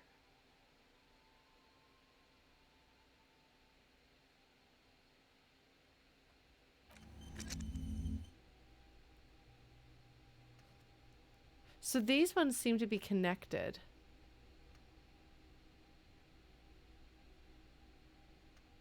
All right. That's interesting. Bonus system thoughts. Pain threshold. All right. That seems significant. Well, it is actually 10 o'clock, because normally I would say I'll talk to her, but I suspect that that might be a bit of a conversation. It's possible it won't be any more than our druggy, light-obsessed pawn shop dealer. But I think I might pick up with that next time. And maybe actually go and progress the story. But at least now I know I'm going to get bottles when I find them. I'm going to put them in my bag. And then I'll come here and get some money and maybe be able to have a place to stay tonight. All right. Did I save? Did I save? Let me save. Let me double check that I saved. Okay, I did save. I'm gonna save over it again just to be sure. Confirm. I love that it's the music note and the cancel is the X. Yes. Okay. Yeah. I'll have thoughts and feelings about that tomorrow, I'm sure. That thought didn't really give anything that we didn't already know to some degree.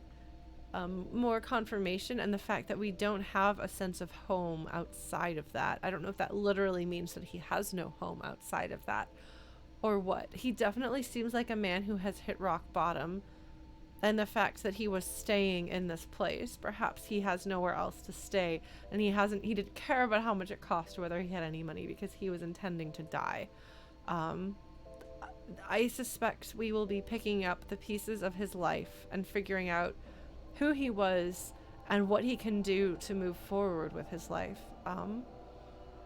And I'm going to do my best to take good care of him and see how that goes, in addition to obviously trying to solve this murder mystery. We've still got a few hours to go in the day, so we'll get there eventually. I made some progress today. I did, I think. Thank you all for being here. If you enjoy your stay, please feel free to give me a follow. I play this game every Thursday night from 7 to 10 p.m. Eastern. On Tuesdays, I am playing through Paper Mario: The Thousand-Year Door, if that seems like a good time. I'm hoping to get my creative sprint started up again, since I've got creative projects I want to work on. I just have to hope my body will stop fighting me. But hopefully, as of next week, I have some medical intervention, so hopefully I will start feeling better soon. But in the meantime, thank you all so much for being here. Please take care. Feel free to join our Discord if you want to, especially if you want to engage with talking behind the scenes. And if you want to follow me on social media, it's a good way of keeping up with when I'm going to be streaming and when I put the videos up. And what else? I think that's about it. Take care of yourselves. Be good to yourselves. Thank you for being here as always. Yeah, please be kind to yourselves and to others. Bye.